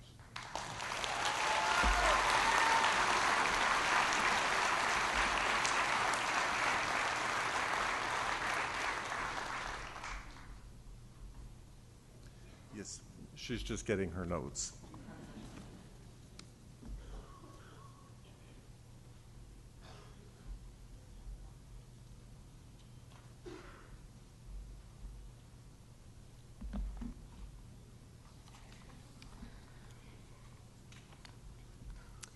Good morning, Madam Chancellor, Madam President, Madam Board Chair, honorary degree recipient, distinguished guests, family, friends, and especially my fellow graduates. I am honored and excited to be here today as your valedictorian, but even more so as a chemistry major because of our honorary doctorate. So, since we have so much chemistry, that was a good one, on the spot, I thought I'd show you all how fun chemistry can be through a joke that I hope you'll understand and get and laugh. So, why can't you trust atoms? Why? Yes, why? Because they make up everything.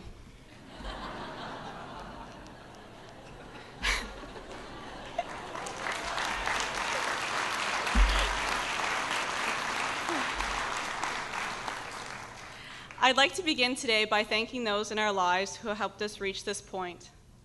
To the family and friends for your unwavering encouragement and support, thank you.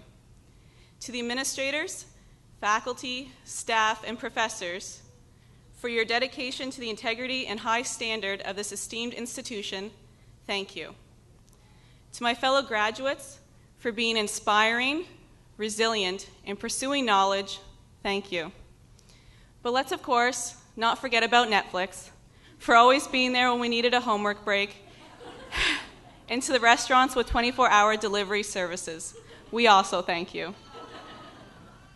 Entering our first year of university, we were filled with uncertainties. How would we perform in our programs? What friends and memories would we make? I, for one, certainly did not expect the reality of the female-to-male ratio around campus, still single, the constant need to disconnect and reconnect to Wi-Fi, the terrifying crows around 6 p.m., and the Mount and Mount St. Vincent University literally meant that all of our classes was on top of a mountain. And on a more serious note, I certainly did not expect to learn as much outside the classroom as I did inside. We encounter many mentors in university and learn valuable lessons from each. Our professors, our campus community, and peers encouraged us to follow our passion. This past year, my professor asked our class to come up with a solution for his quantum chemistry research. I was surprised that he asked on me for a solution. That day I learned the only person who ever doubted my abilities was me. Once we let go of our self-doubts, fears, and insecurities, we can reach our full potential. Our time here has afforded us with the tools to become leaders within our campus communities, to be global citizens, and affect positive change. From my supervisors and residents, as well as our president and vice chancellor, I learned about professionalism, integrity, and self-confidence.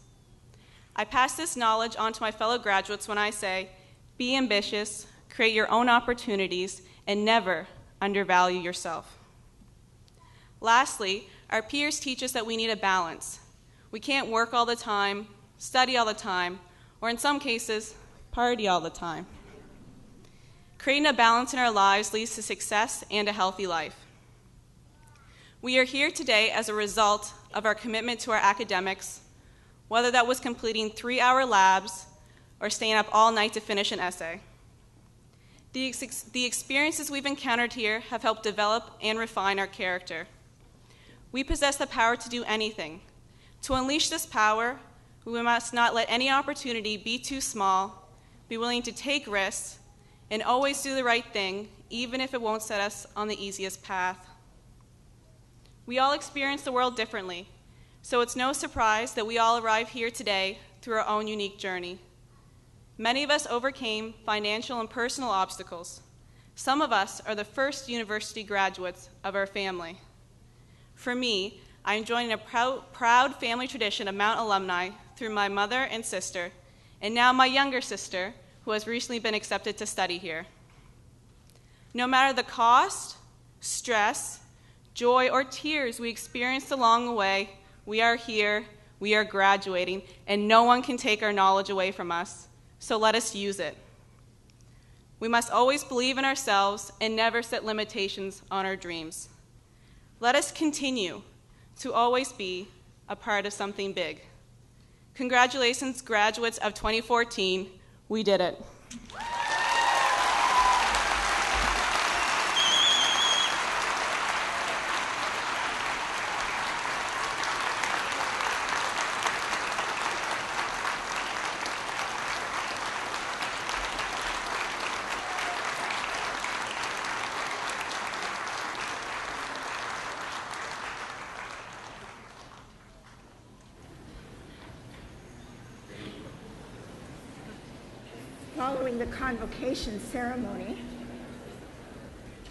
Following the convocation ceremony, graduates and guests are invited to a reception on the first floor lobby of the Seton Academic Center. And I now declare this 2014 Spring Convocation closed.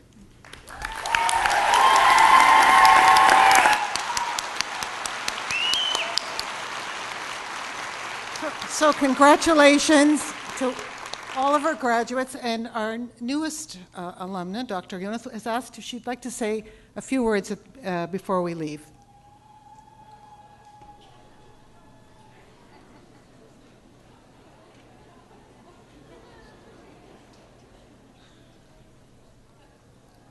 So when I gave my major speech, I wanted to add a sentence, but I was not sure. And at the end, I hesitated and left it. But when I saw the spark in the eyes of the graduates and how happy they are and how I think serious they are, I would like to say it.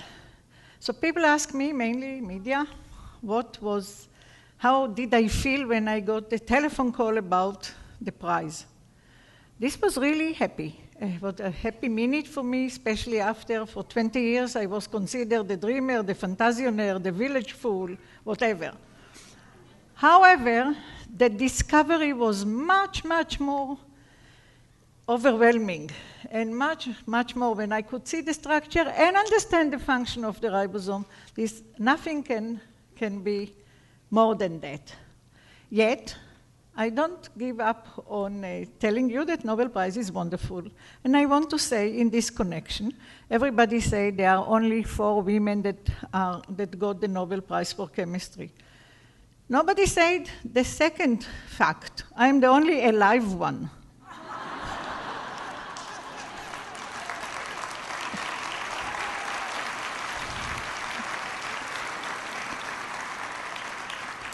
The last one before me was Dorothy Hodgkin. The gap is 46 years. Unfortunately, she is not with us today. But being the only one is a lot of responsibility. Everybody said, you're the only female and you have to come and da. So, girls, please do your best not to leave me alone. Thank you.